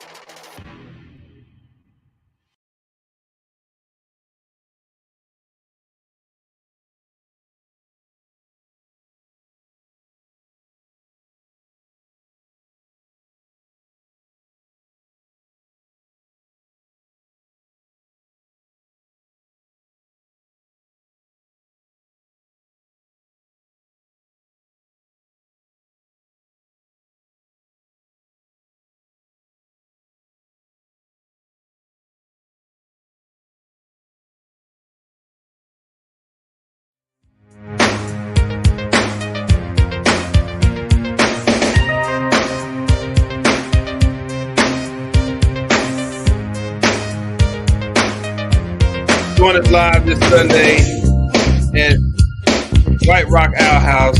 We'll be broadcasting live from the Beer Garden that's right up there at the top of the corner. That's here to do the pre-post halftime and watch party for the Dallas Cowboys. We have Victor and we have Matt Cowboys joining us there. We will not have EA, but we're not going to be down about that. We got Shams coming. Shams is confirmed an appearance. Oh, Shamari, yeah, it's confirmed an appearance. I'm pretty sure who Mac Jones will love that. And there's a possibility that my sobriety streak could be at end here if the Dallas Cowboys lose this Sunday. If Cooper Rush cannot produce a dub from the oh, did you have a question? Wait, you said if they lose? Yeah. You got to drink? Yeah, I don't get But you can't drink if they win? I told them like this made no. In fact, I might just buy a bottle of champagne, bring it to the place. Well, this place here, this place here's a brewery. They show me wants to drink. Yeah. Well, we know he's gonna drink. He doesn't need. He does not need any excuse not to drink. So we know that he's gonna be ready to go. But yeah, join us this Sunday, Our House Brewery. Everything's gonna be going out. We're gonna have Ed Tobach 10 there. Everything's gonna be good to go. So no EA. We won't be popping any bottles for EA. No. Bottles and bottles. That's how we pop. Yeah. As we get ready to take a beautiful look here at the downtown. Yeah, show me the D. Oh, there it is. That's what Antonio Brown got asked. That's actually one of the guys we were going to talk about the rumors. That's right. You guys see that video or a clip of him out there getting naked and showing his stuff? I haven't seen the clip of it. I haven't seen the clip of it, but I've seen the New York Post thing where they have the picture of it. And I will say this: I'm very impressed with him. That looked that's good for him. Very impressed with what? He's what they call packing. He is packing. What? That's impressive. That's you don't ever admit another man is packing. I thought it was what he called it. He was popping champagne bottles in the pool. It was almost like that scene in Showgirls. Oh my God. So is Antonio Brown just officially crazy now, or are we just like what? Yeah, and then not only did he do that, he did something else too. So apparently, after Tom Brady announced that Him and Giselle were getting a divorce. What do you do, bro? This guy here posted a picture of him and Giselle hugging each other. And I'm like, why? What is wrong with this guy, man? Why would you do that? Do y'all think? Do y'all remember when Antonio Brown went and moved in with Tom Brady? Yeah. The whole he's like, oh, Tom loves Antonio so much that he's gonna come and live with me. Like, he's gonna be good. It was the whole thing. Okay, so I ain't bringing no dude in my crib with me and my gorgeous, superhuman, supermodel wife, bro. No teammate of mine, especially. And it doesn't make sense to me because even Jordan had to go get Dennis Rodman from Vegas, right? Yeah. But he ain't bringing Dennis Rodman crazy ass to his house. No, motherfucker, you go get a hotel room, okay? And I will see you at practice tomorrow. Like I couldn't move my homeboy in. It's almost like that scene in Players Club where Diamond brought her cousin in, Ebony. So are you trying to insinuate that Giselle and Antonio Brown had a thing? It's not insinuation, bro. I promise you. Are you trying to say it's speculation? There has been a thought crossed into all three parties involved with that shit. I guarantee you. Well, I guarantee you Antonio had that thought. There's no doubt. Giselle had that thought. Somebody said, man, he's not white. He's Afghan. What's wrong with the white boy? What? They're talking about you because you talking about Antonio Brown was blessed. Oh, he is blessed. Man, what's wrong with the white? But I am not. Yes, I am not white by technical standards. Technically, you are. Well, I remember somebody. Yeah, yes, technical standards, I am white, but I'm. Congratulations. You're of European descent. I heard it's pretty dope. Yeah. We've been trying to figure out how to get there. I'm trying to get like say you're Afghan. Tell me about it. Say you're Afghan.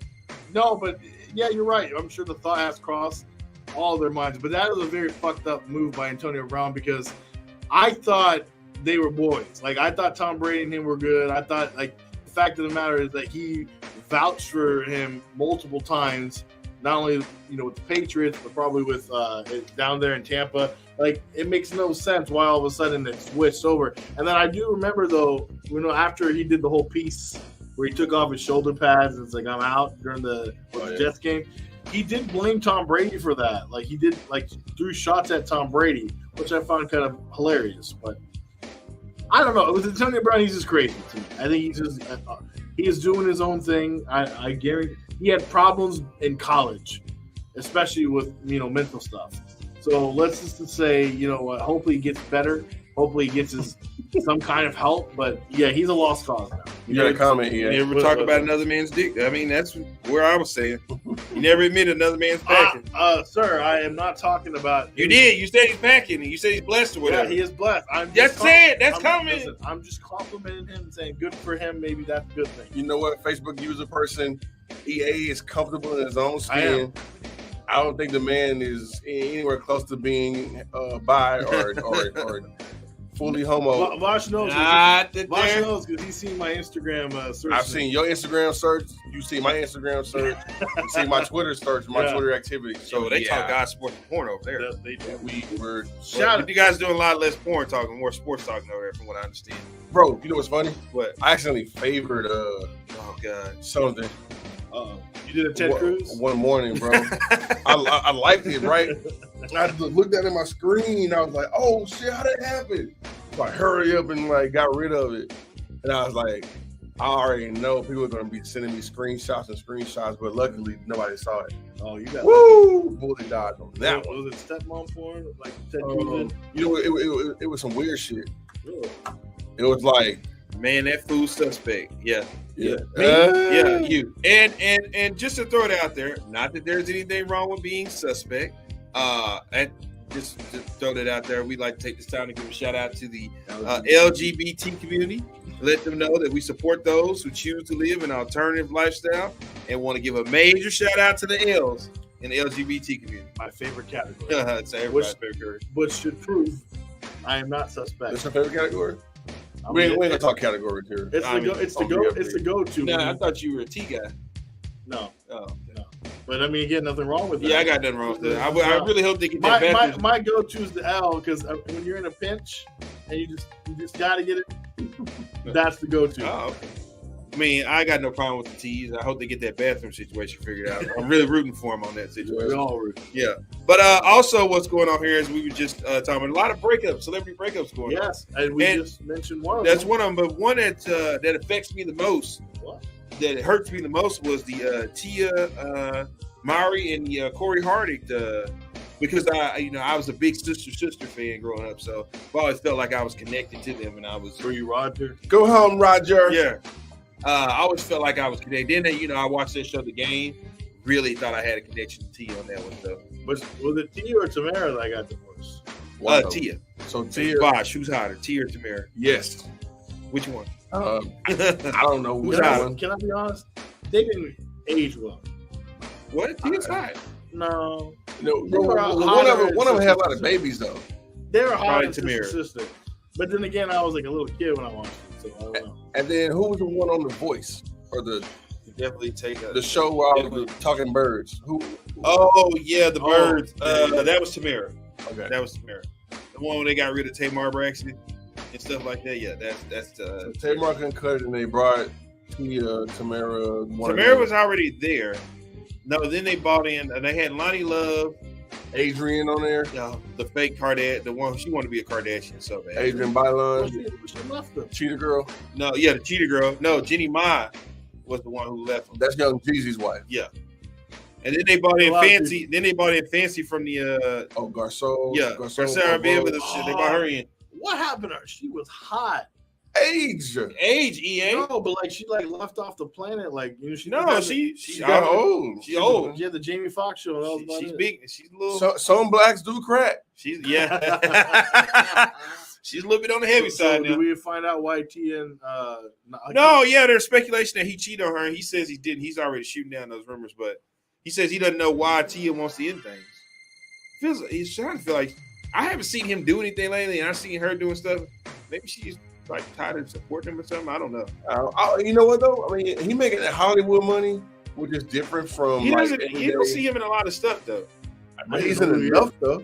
I don't even know. What Have you ever seen the movie Battle LA? It's like an alien movie. Yeah. He was the crying black dude. Yeah. So that's like his one known. Like, that's No, he like a did big something. That's movie. where he was a bad guy in it. I can't think of what. Yeah, he's been in a few stuff, shows, sitcoms or whatever, and then of course movies.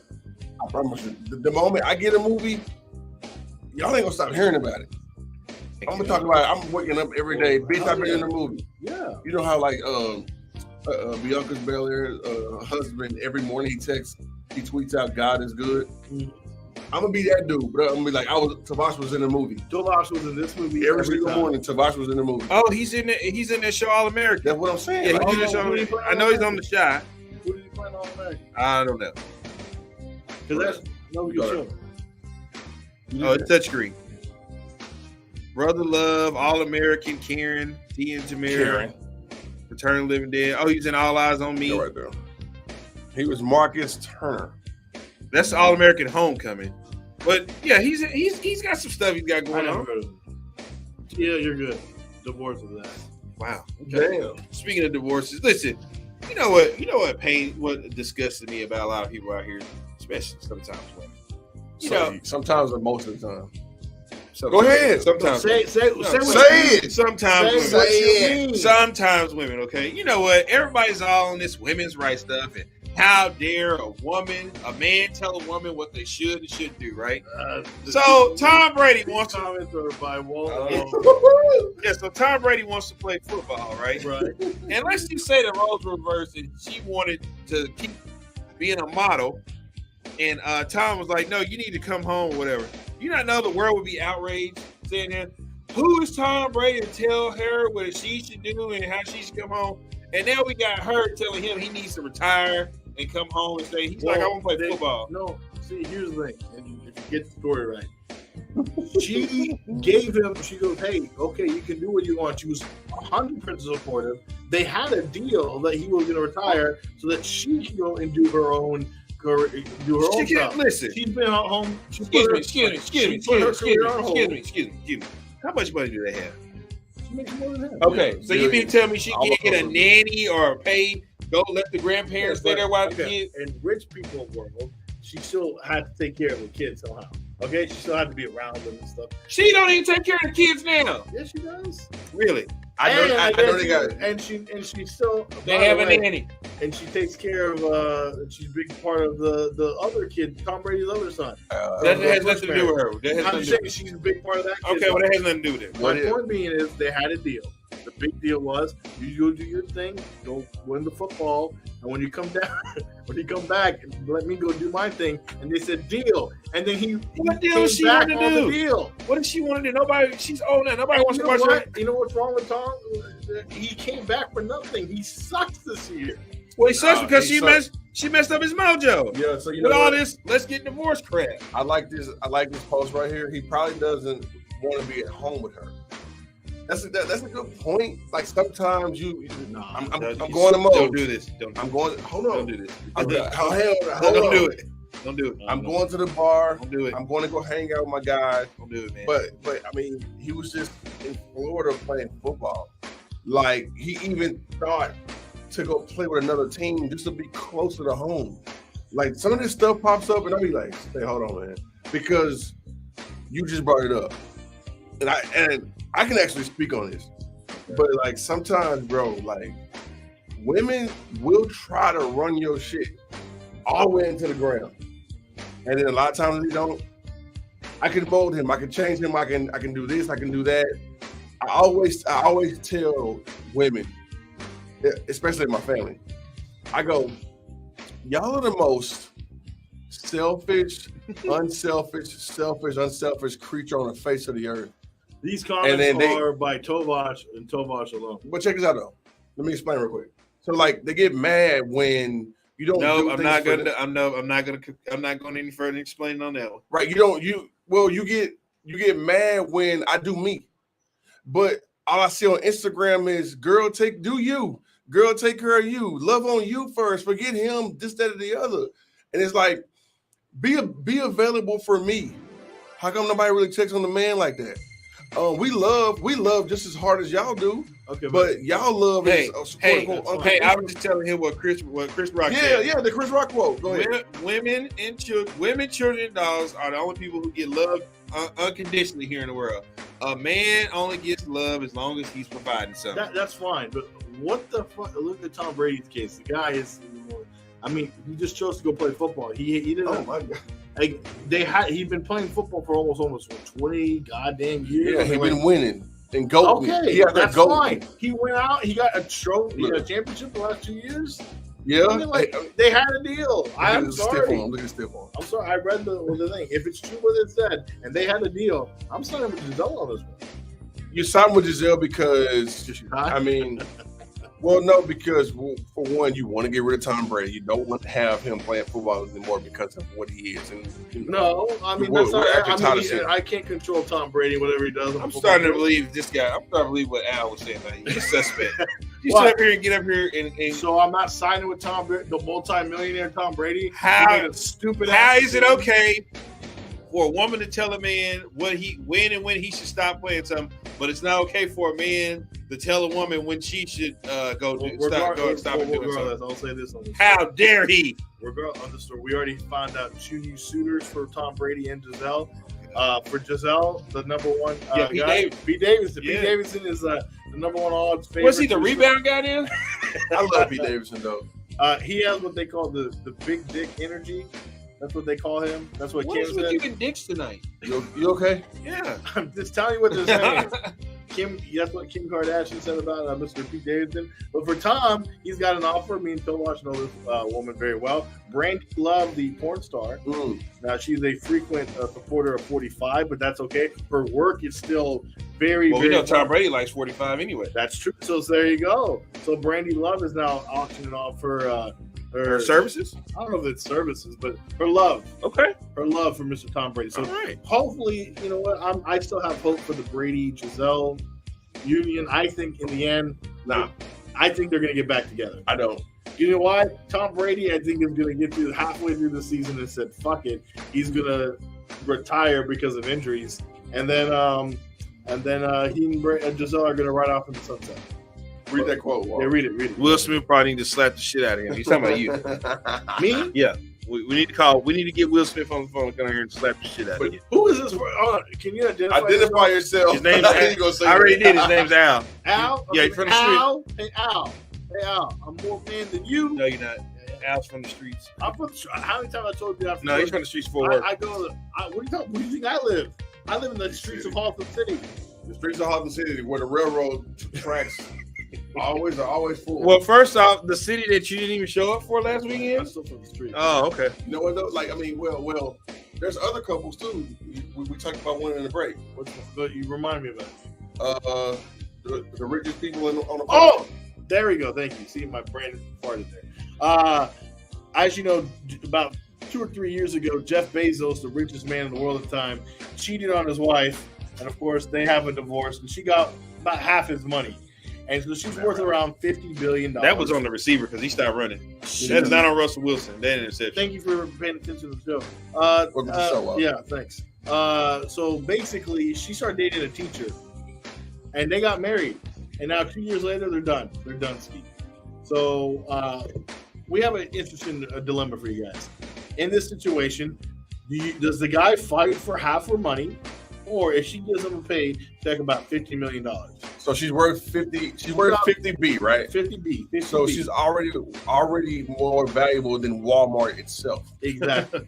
She's considered one of the richest women on the planet. She is the richest woman on the planet, if you think about it. So now, if she offers you, let's say Vosh, you were with Mackenzie Bezos, and I'll probably still be with her. Now you're divorcing, and then now you're going to divorce court. She goes, "Hey, our lawyers think to think here's $50 million to go away forever. Don't say anything. Done. $50 million. Would you take it?" Probably not. I will not to this day take $50 million and just walk away. Yeah, but you never had $50 million before. I know how I spend money, and $50 million wouldn't last me. He gets $50 million. I'm getting a new whip. It wouldn't last me 10 years. Yep. So $50 million wouldn't last so me 10 Vosh, years. you're going to court? I'm going. It's not just going to court. They're married, so he's almost guaranteed half. And now, alimony. I'm pretty sure, y'all, that he's not still teaching third grade home ec. You know what I'm saying? Third grade home ec, yes. I'm thinking that, she probably told him to stay home. You're good. You don't have to work anymore. But if her lawyers came up to me and said, my ex-wife, who's worth $50 billion, gives me what? Is that 10%, 1%? To go away? No, I'm not doing that, bro. So we went from half, because a woman gets half in this country, right? Right, Eddie? Half versus you're saying go from 50% to 1% or even 10%. What if you don't win? Bro, what's there to win? Because we're talking half. Unless we sign a prenup. If we did a prenup and it said in there $50 million and I signed for it, I gotta take it. I can't contest that. What are you taking? I think I'm going to court.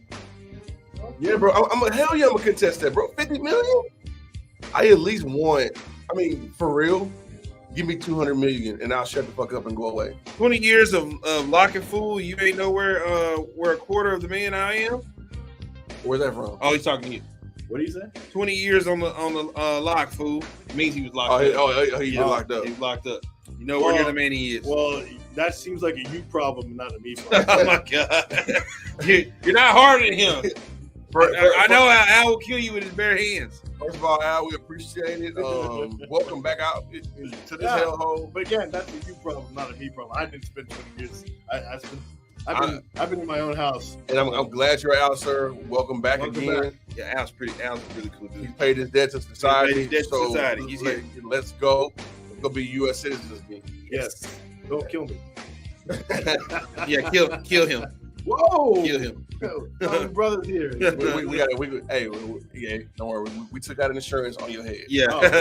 Good. What we got next? Well, guys, you guys are probably going to like this because it's actually something that has been near and dear to Telewash's heart. I thought it was lower. Lower? Yeah. Gotcha. That makes sense. I'm sorry. He has It has been asked for, and we're going to give it to him because next up is the return of one of our staples here on the show. It's called the Birthday Smash, and we're going to tell you all about it when we come back. So let's take a break real quick. When we come back, we're going to have the Birthday Smash. Hallelujah. Why are you hallelujah? Because we just found out that you like the other stuff. That's not true. Tonight. Not true. Okay. All right. Birthday Smash here next on bFb.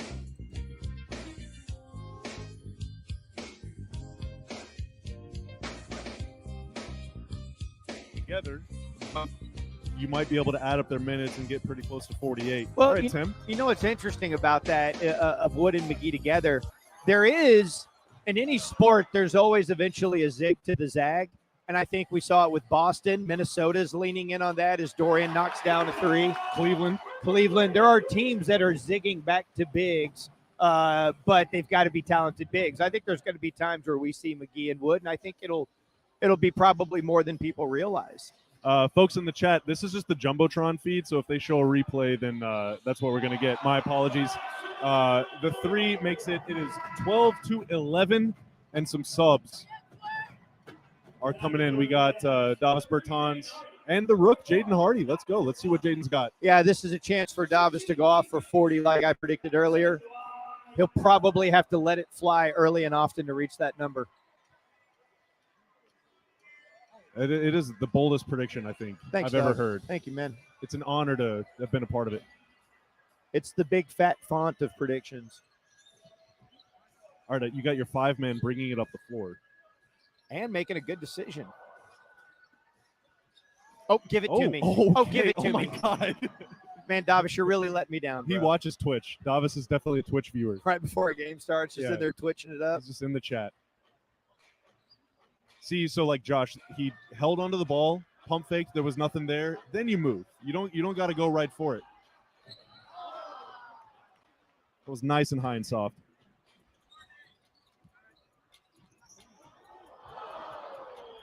This definitely has an all-star game feel to it, doesn't it?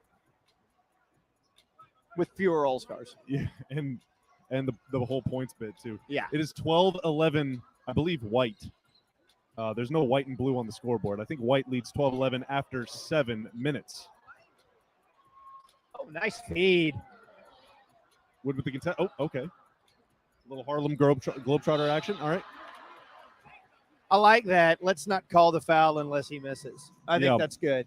That's good for a scrimmage. But what you don't want to do is miss. Other team gets the rebound, and then it's, hey, foul.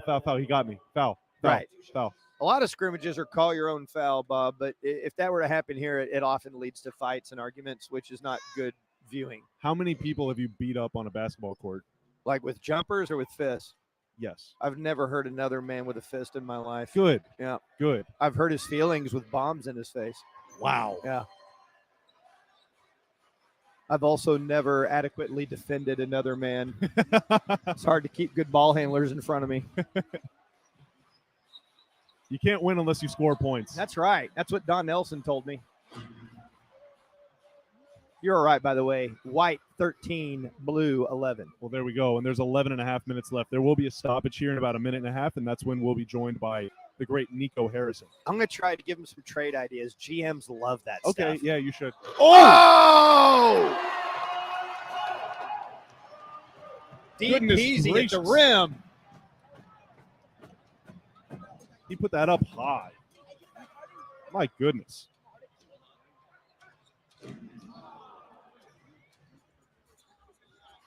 Certainly no shyness from Hardy to put that ball up. He Definitely likes to not. shoot, baby. A step back that would make Luka blush.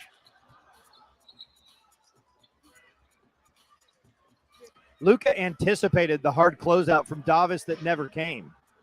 They're really attacking the offensive. They got like two guys crashing the boards. Oh! Bruised feelings on that one. And probably a bruised back, man. It must hurt so bad to miss a dunk. Nice. No, you got to remember, these are really young athletic guys. That's true. Yeah. Yeah, you're He right. didn't even feel that. Yeah. He just felt it in his soul.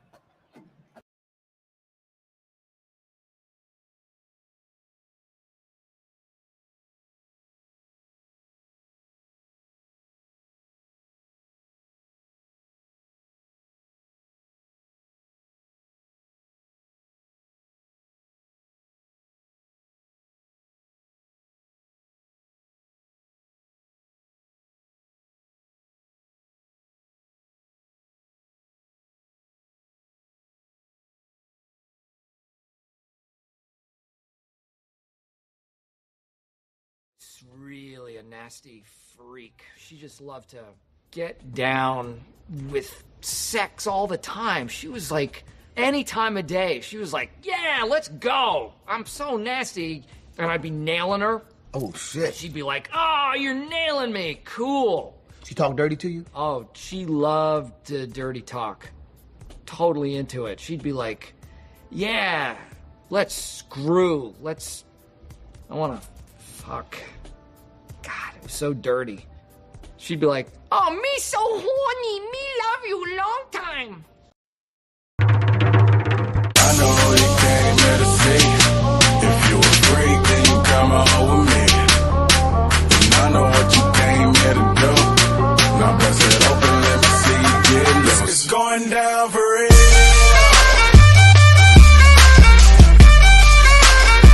It's going down for real.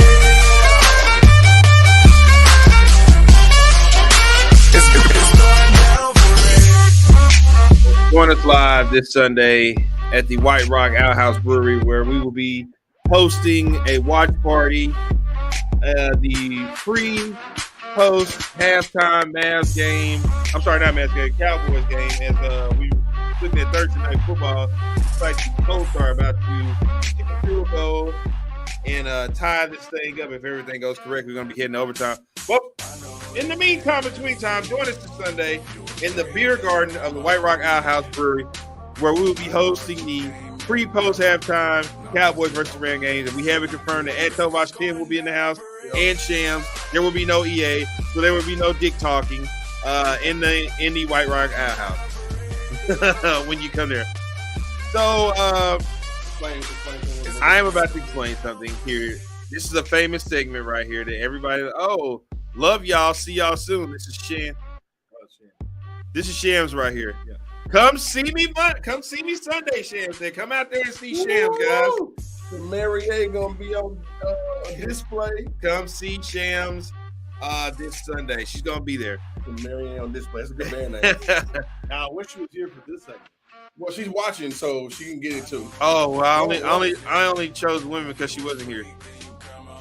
Oh, yeah. Okay, so go ahead. Yeah, we only chose women because she wasn't here tonight. Explain what this is. So basically, what this is, guys, is we take all the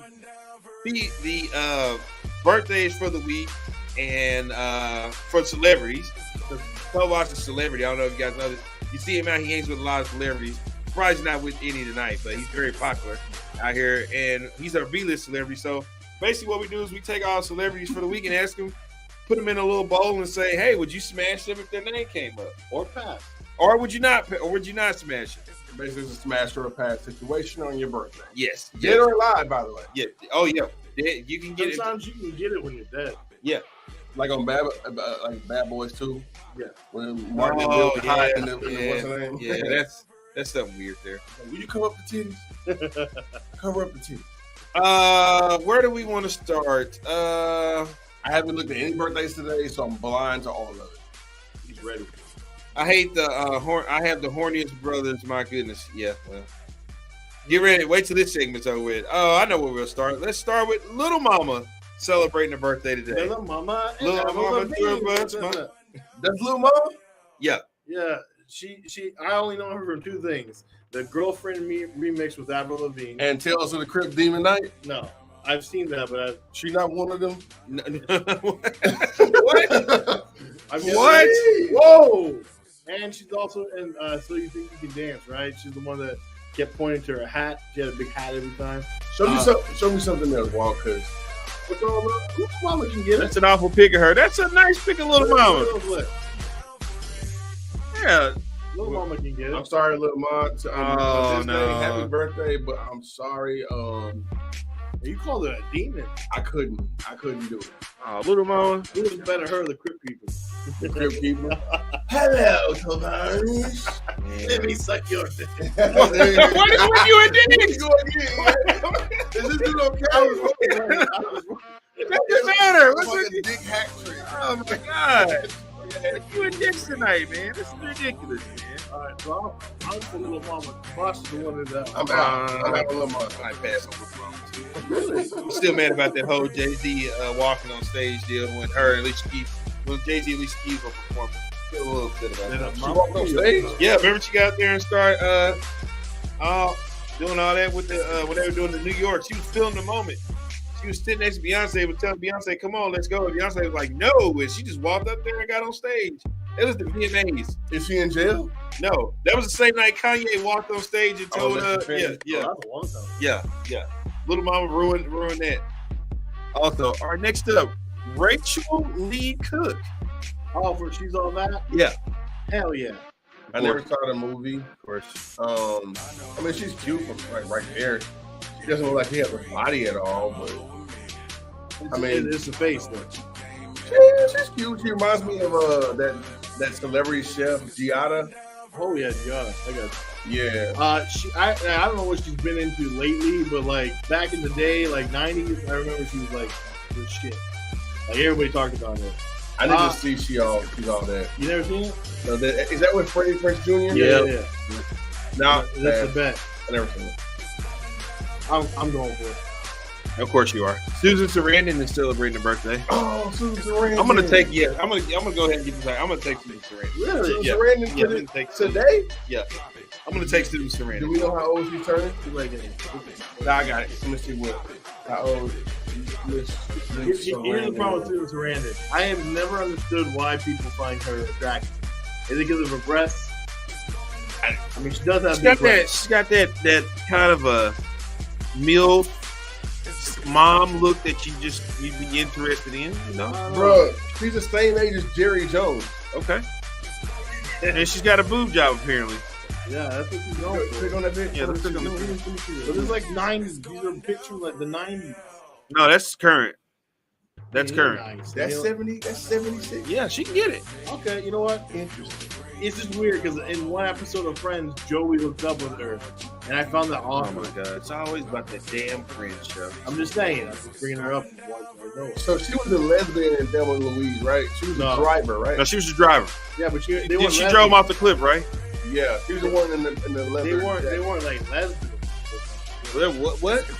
Lesbians. Okay. Just want to double check and make sure. Lesbians. Trying to go to Lebanon? Yeah. But no, you know what? This one got me convinced. Yeah. I'm gonna take Susan Sarandon. 20 years ago, maybe. Allison Munn is celebrating her birthday. Now, what is Allison Munn known for? Let's see what Is Allison. it like, is she related to Olivia? I mean, I'd take Olivia Munn. I don't know about Allison. Got her birthday. Yeah. Get out of there, yeah. Allison Munn. Is it MUNN or MUND? I don't know, yeah. Double N. Apparently she's nobody. You can't even find her on. So the picture you showed me, that's a no. So she's part of the. Oh, she was on that 70s show. She played Sweet Caroline Dupree. Yeah, that's a no. Yeah. She's 5'3". Oh, that for my 6'3" ass, that's a little tiny. That's a whole foot. I know that appeals to you in some way. We be a little taller, I guess. I don't know. Sorry, it's a big no for me. Well, now you have standards all Bro, of a sudden. she's 48. Listen, I got the best standards in the world. No, you don't. Yeah, I do. No, look the way I look at her, like her teeth and her mouth open, it just looks like a little chipmunk right there. I'm sorry. She kind of has. She's in that show. What I Like About You. That 70s. She's in One Tree Hill.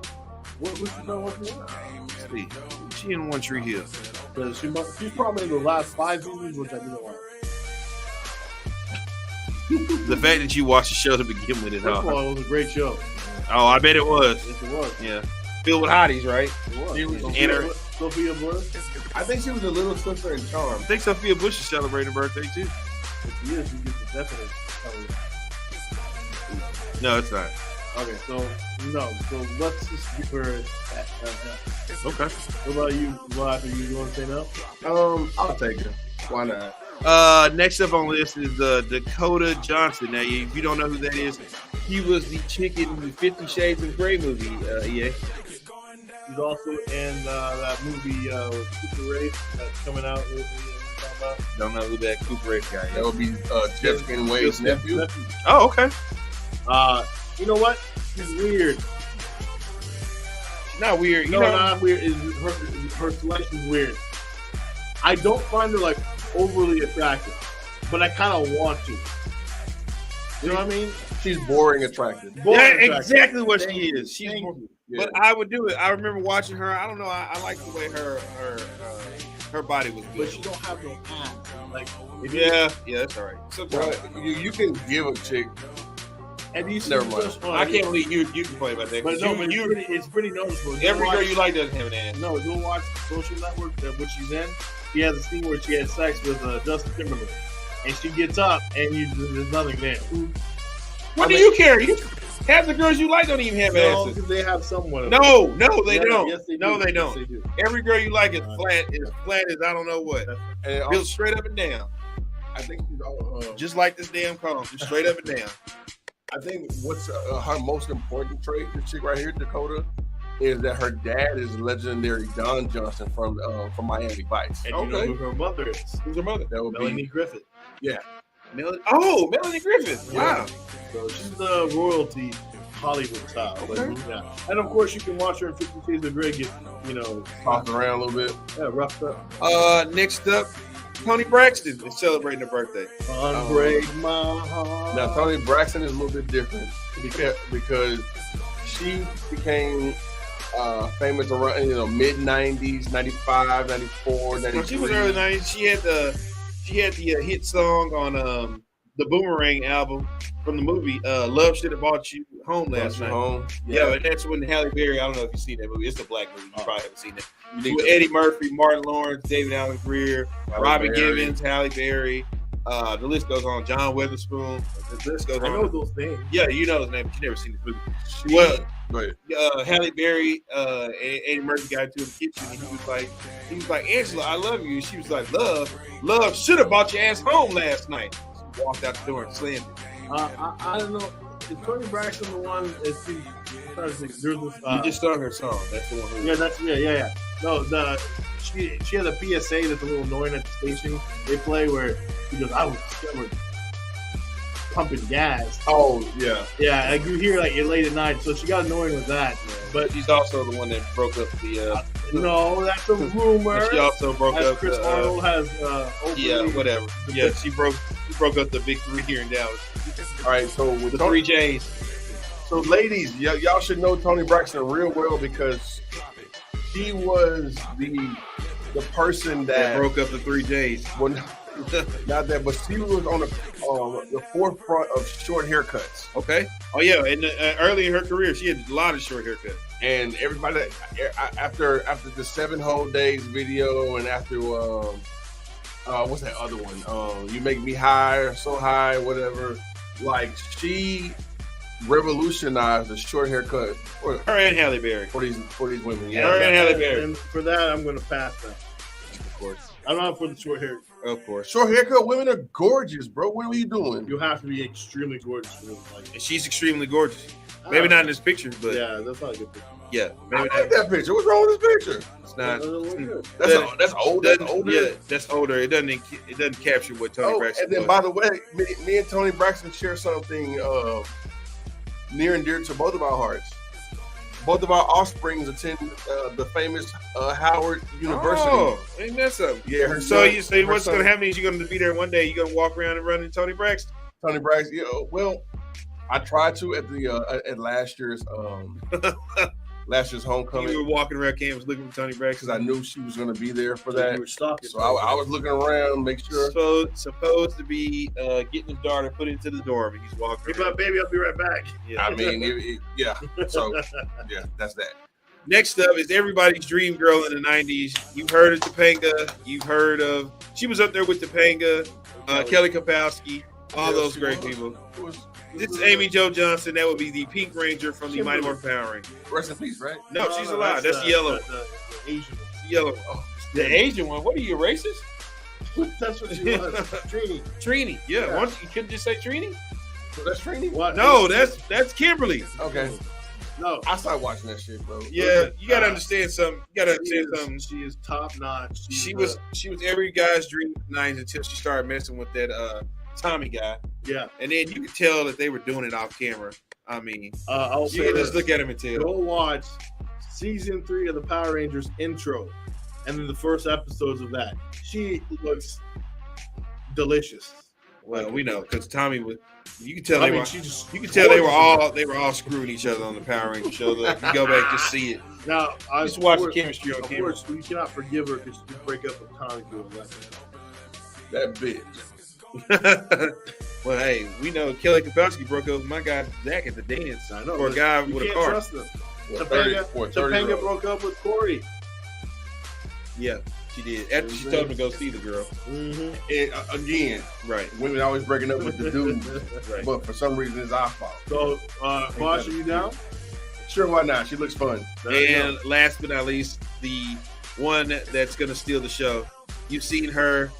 She was Batgirl in the movie Batman and Robin. She was Cher in Clueless. Ladies and gentlemen, Miss Alicia Silverstone Hell is yes. celebrating a birthday today. Hell yeah.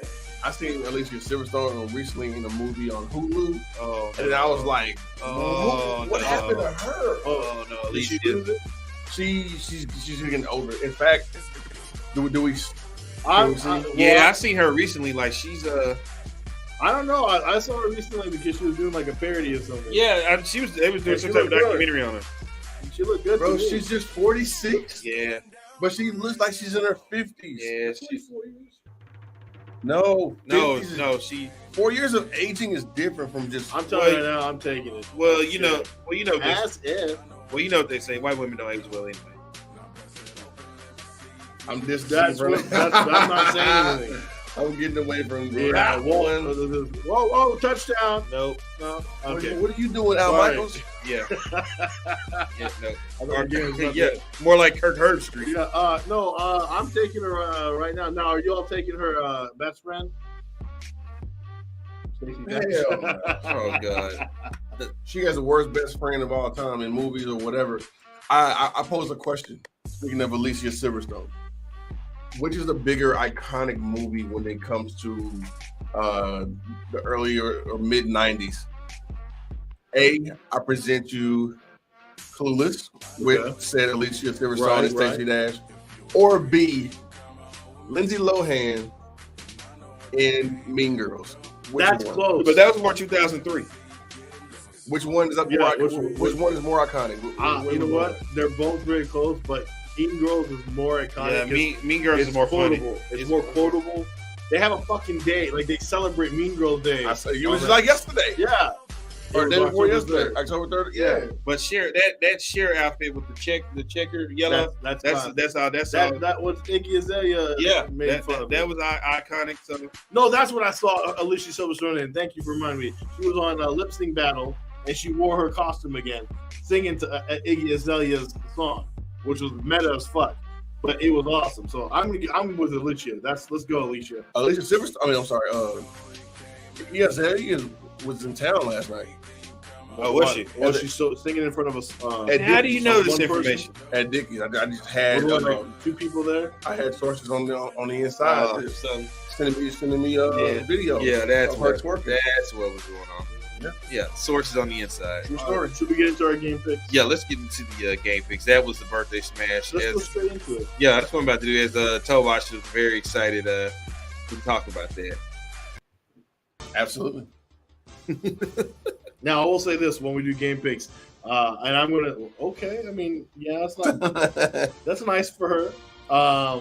She still sucks as a rapper, but regardless, I will say this: I am gonna get Shams and Kendrick picks also for the games we picked today. Starting today, we will have a standings. I'm going to record them. Yeah, right. No, I will. I'm going to record them. And then next week, I was too tired. I forgot to record it. We will make sure of this. We're going to find out who's the best at picking, and we'll see what happens. So go ahead. What's up with them?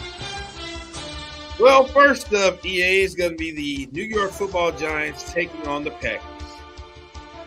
Also, the Packers going to win. You taking the Packers? Yeah, Packers. Give me Packers.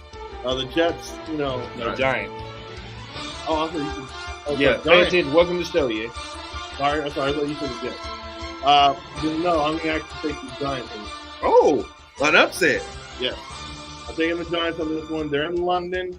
Everyone's getting all hyped. Aaron Rodgers, you probably won't make the flight because you're not vaxxed.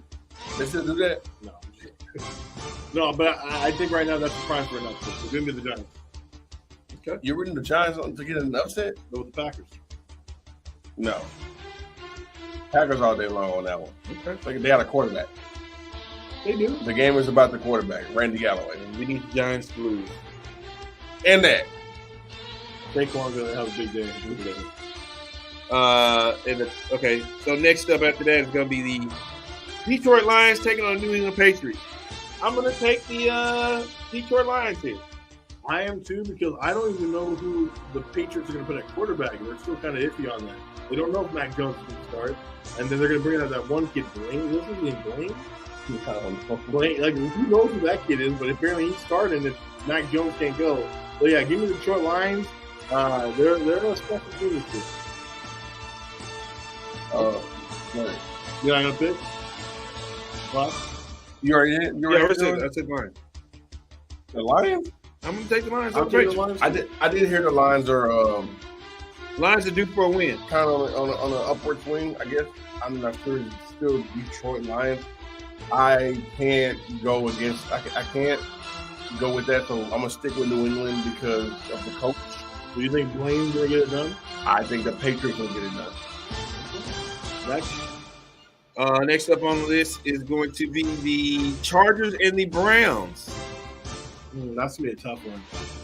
Herbert's hurt, and that's the thing. Like, he's playing, but I mean, like, how what's the injury? The rib. Remember? Oh, from that game? Yeah. And so that's where I'm kind of like iffy on it. I just won $20. I just won $20 off this game. Yeah, you did. So, Russell Wilson doesn't know how to win. Damn turn. No, I'm trying to understand why they just didn't keep the damn field goal. No, you're at home. Go for the win. Yeah. On the road too. Just go for the win. Like, help us get this game over with. Yeah. But I'm gonna go with the Browns. I'm gonna go with the Browns with the Chargers. Okay. You going with the Browns and the Chargers? I will. You see, the game is in Cleveland. Yep. It should be fair weather. No, give me the Chargers and Herbert. I think he gets shot up. You know, like cortisone injection or whatever. And they have better weapons on both sides of the ball. So give me them. Give me. I can't pick against my guy Jay Hubs. I love Jay Hubs. I'm just worried about him. I can't pick against my guy Herb at all. Yeah, I'd be upset too if I lost this game. And that's exactly why I took. That's a terrible throw. It's not a terrible. It's actually a good throw. Oh, look at it. What is he doing? It got there. It got there. Right, but good God. First off, they should have took the field goal. Sure. They should have took the field goal. Anyway, what's the next game? Texans and the Jaguars. Well, what a snooze fest. Texans, Jaguars. Trevor Lawrence and the Jaguars sneak out. In fact, that game is going to look just like the shit we just end up watching right here in the studio. Is that Jennifer Lopez? Yeah, that's Jennifer Lopez. I'm sorry, y'all. Jennifer Lopez was on my TV. I'm sorry, Jennifer Lopez. Oh, whoa. Yeah, I'm sorry. You gotta let that go. She's married now, so. Still Jennifer Lopez. J-Lo. What's happening? Yes. Give me J-Lo by 3. Okay. I think he means the Jaguars. Oh yeah, the Jaguars. Yeah. All right. She's not even from Jacksonville. Is we that are Lenny Kravitz? We are literally distracted by a J-Lo trailer. I'm not.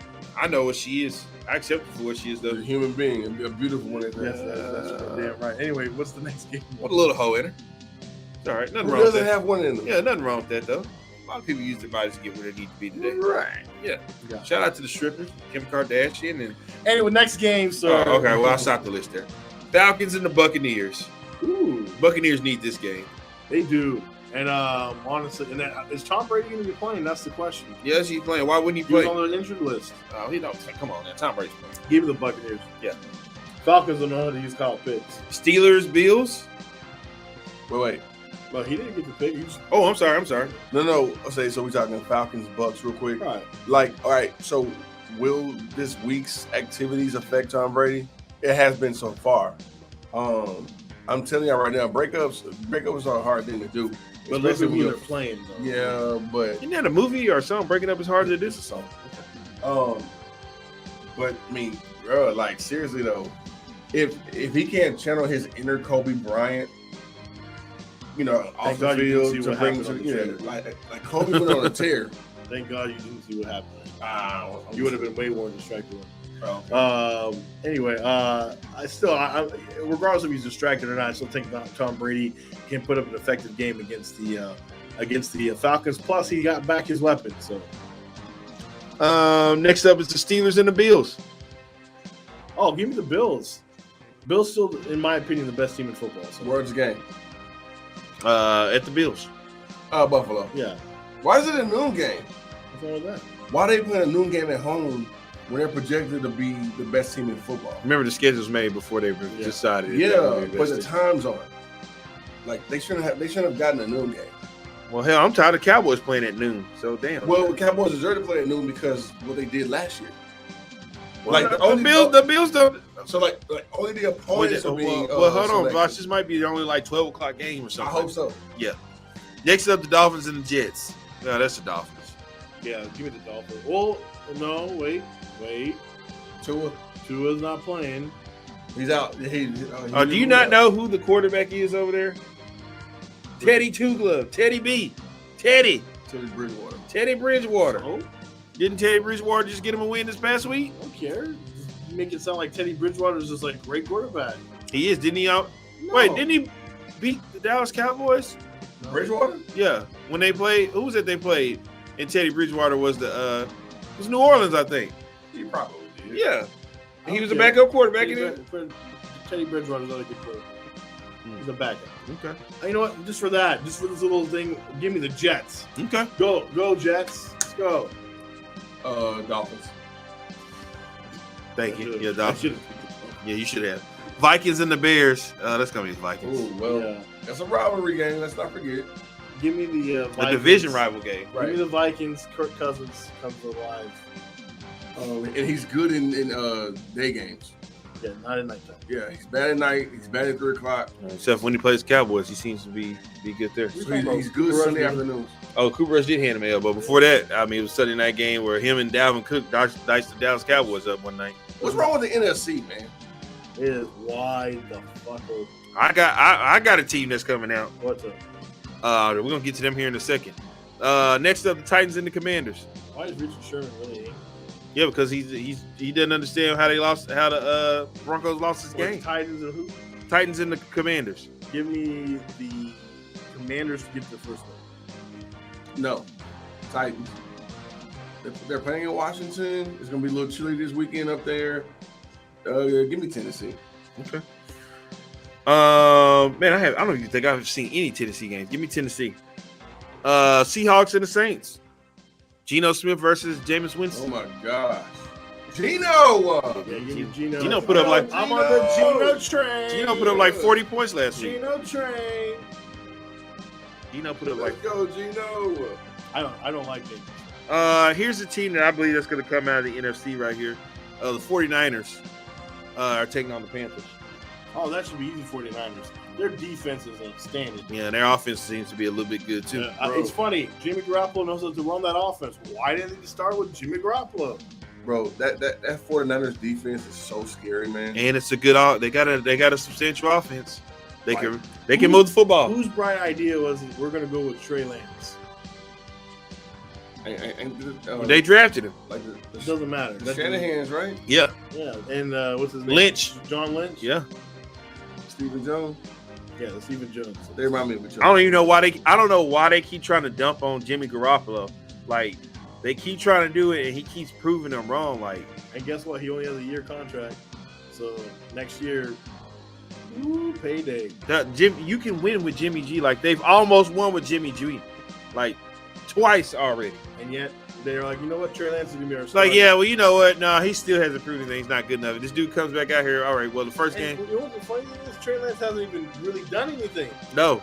He hasn't shown or proved anything, but they said, no, he's the young guy. And he's coming from like an unproven background. I mean, that makes no sense. You know, lucky for them that they couldn't find a trade partner for Jimmy Garoppolo. Right. Lucky for them. Next up, Eagles and Cardinals. Ooh, that's going to be a good game. That is going to be a good game.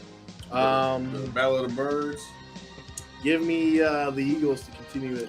Give me the Cardinals to hand the Eagles their first hot L this season. You ready for that? Yep. Okay. Ready. Bosh? I think the Cardinals win that game. Yep. Give me that. And it's in Arizona too. I want to see, for one, I want to see the Arizona Cardinals win that game. Even though Kyler Murray's number one target ain't coming back yet. Hopkins is still. He got like 5. He got like. I think he has 2 games left. No, he was only suspended for 6, so he's technically only got 1. Okay, but yeah, you're right too. You got this one. He missed week 6. This weekend and the next weekend he sits out. Right. They got to weather the storm 2 more times, so I think Kyler and them gets it done. I'm hoping Kyler and them gets it done just to make the NFC East more interesting for next week. Right. Next up is the Bengals and the Ravens. Yeah, that's a 7:00 game too. Give me the Ravens. This goes out to my boy Keith Jackson. I'm pretty sure he's watching the show. If not, he'll tune in when he hears me say the Bengals are done. Ooh. Give me the Bengals. I'm still not on Lamar Jackson bandwagon. Okay, go ahead on Mr. Lamar. I'm not hating on him. I just don't. You guys keep trying to pump him up, and I'm like, dude, he's a good quarterback, but he's gonna be pumping up this win. I mean, because he just took L last week, and he took one of the Dolphins a couple weeks ago. The Bengals ain't gonna be doing it. Okay, we'll see. And then the Monday night game is the Raiders and Chiefs. Ooh, that's gonna be fun. That's gonna be a good Monday night game. I'm going Patty Mahomes. Of course you are. That's a rivalry game right there. It is.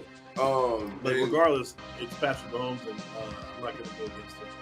The Raiders travel eastward. The weather could be a factor. They're leaving Vegas, beautiful Vegas. Pat Mahomes is still Pat Mahomes. He still has his weapons despite number 10 leaving. Give me the Chiefs, probably in a blowout. And last but not least, the Dallas Cowboys are going to LA to be SoFly and SoFi as they take on the LA Rams. Watch. So the Cowboys are. Are you getting the thing ready? All right. So the Cowboys are. I really can pull it up here on the computer. Are flying westward just to play a home game. So I think that it is around Jerry. It's around Jerry's birthday too. Is it? So like Jerry Jones's birthday is like next week. Wouldn't next week be a better time for his birthday? Well, I mean, you can celebrate it and have fun with it. So yeah, the Rams are struggling right now. We've seen it against San Francisco. We've seen the Cowboys get pretty much ball hawks, quarterback swarmers, tacklers. I mean, they're clicking on all cylinders. So I don't want to sound like a homer. I really don't want to sound like a homer, but I really do think the Cowboys get it done because that defense is very, very stingy. Are you ready? Or should I keep buying time? Should I keep buying time here on bFb? But yeah, Zeke Elliott has to pretty much redeem himself from last week, and I think that CeeDee Lamb is gonna, pretty much do his thing. Okay, so what's your pick? I got the Cowboys by a field goal. Wow. Well, what's your pick? EA, as you know, my sobriety is on the line, so of course I have to take the Dallas Cowboys. I'm ready for that game too. It's gonna be fun. Yeah, it's gonna be really fun because we're gonna be over there at the Owl House, and Sham's gonna be there. Ed Tobosh Chin's gonna be there. It's gonna be a good day. You're going for the Cowboys. I'm gonna go for the Dallas Cowboys. Is it my turn?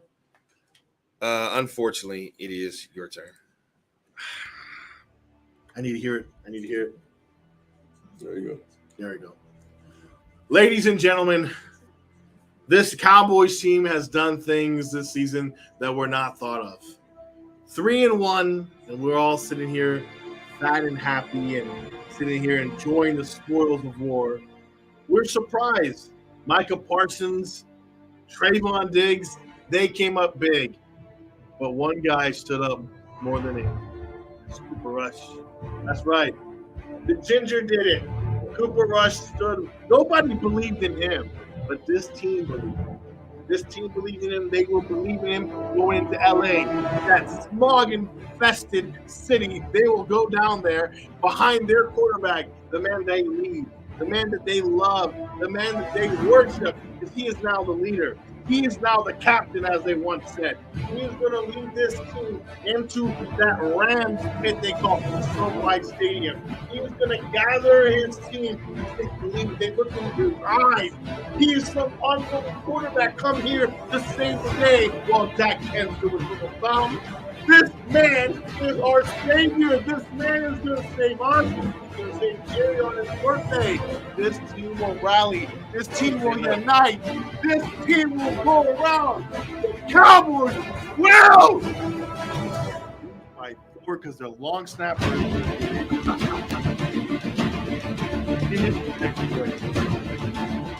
So we missed you. Be Lattice. You okay? That's fine. You okay? No, I'm not okay. It went through all that just for Wait for. Listen, I'm telling you, the long snapper issue is a big deal. Shams is somewhere in Mesquite just shaking her head, looking at you. Okay, Make this pick, man. Shams. Well, it's going to be a fun weekend regardless. I can't wait to see if you lose your sobriety or not. You can't wait to see if I lose my sobriety. Yeah. Okay. I have a question. When you do lose it, like, is this just one beer, or are you going to keep? No, it's going to be a long. They're supposed to be bringing me out a long thing. Okay. So it's going to be a long. And he said that the beer is pretty strong, and that I am going to be drunk halfway into the beer, because I have not drank in 8 years. Yep. So he said by halfway into it, I'm going to be drunk. So, well, good luck to you. And hopefully that doesn't happen, because we want the Cowboys win. But right. If not, though, that's a great consolation prize. That's a great consolation prize to see me drunk. Mm-hmm. Okay, all right, I can dig it. Why they switch the lights back? What they switch? They switched the tower from. Oh, it doesn't matter. Want to thank everybody who tuned. Want to thank EA for joining us tonight. Vosh for joining us. But don't forget to join us this Sunday live. No EA. There'll be no Dick Talk. In the White Rock House, but you can see us there. You can come see us in the beer garden, as we will be broadcasting live from the beer garden. The watch party will be happening there on the inside, outside, and in the beer garden. We will be hosting the pre-halftime and post-game show in the beer garden. Aunt Tova's 10 is coming to the beer garden. Ladies, if you have never experienced HD before, come experience it now. It's going to be live. It doesn't happen. It's going to be on the road. It doesn't happen like this often. You better take it while you can. Shams is going to be there. It's going to be a big party. I'm telling you, come on down. Meet the crew. I guarantee you, I promise you, there will be no EA. You have nothing to worry about. Come see us. We're going to have a good time. I feel so loud. Yeah, you should. You're going to be over there pushing buttons at 1310 the ticket. Make sure I get it right. 96.7, 1310 the ticket. EA, could you tell the people where they can find you? Yes, you can follow me at EA Sports DFW. A little program note, I will be producing Just Killing Time this Saturday, 10 to noon. So join us for that. It's going to be a fun show. I'll be part of the crew there. And then, again, mainly on my Instagram at EAZOD60. Ladies, come on down. They don't want they want nothing to be. Vosh, because of the Me Too movement. I'm sorry, Vosh, can you tell the ladies where they can find you at? And because of the Me Too movement, I have to include the fellas in that when I say it too. At Tovash10 on Twitter, Tovash Hatcher on Instagram. And I don't know what I'm doing this weekend. We'll find out.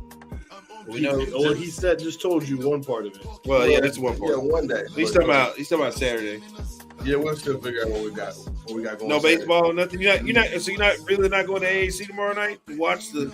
I won't. Bowl is coming to town. You don't want to go watch. I won't be at the Mavs game tomorrow night. I'm saving my energy and my vocal cords for regular season activities and postseason activities only for the Mavs. You can follow me. At BossPlayer88 on Twitter. Follow me, Walt Chisholm on Facebook. You can follow the show. It is Business on Twitter. It is Business DFW on Facebook, and of course for the gram, best.for.business DFW. But most importantly, you can subscribe to our YouTube channel. No, screw that. Go like and follow our Facebook page. That's where the money's at now. We are sponsored by Facebook now. Go find our page. Go search it. Best for Business. Hit the follow button. we would greatly appreciate it. Also, please also subscribe to our YouTube page. Yeah, still. whatever. bFb DFW. YouTube's taking too slow with the money. Either way, please subscribe us anywhere. Yeah, Facebook takes front and center now. They're cutting the checks now. I'm sorry, not cutting the check. They're making the deposits now. So we're gonna go with them. We'll be apparently me and Kendrick will be on tomorrow night for the Dallas Mavericks Orlando Magic post game show, BFB post game show. So you can see us tomorrow night. No, we don't want to hear anything from you. You go mash your buttons over there. 13 ticket. I'll be reporting. Yeah, well, wait, can you do that? Can you report for us? Okay, well, I'll tell you what, we got EA live inside the AAC. I'll call in and be like, yo, yeah, this is my insight. Okay, well, we're gonna have apparently gonna have EA live from inside the AAC, even though he can't go to the locker room. So we'll see. We'll see where he's at inside the AAC tomorrow night. Join us live for that. Like I said, Saturday. Just be up in there. I guess that's the first day off away. Yeah, you'll get to finally relax. Yeah, I get to finally relax. And then Sunday, we'll be at Right Rock Outhouse. So we'll see everybody next week for the show. But until then, keep your feet on the ground. Keep reaching for the stars. Always do his best for business. If we don't see you around, then we'll see you around.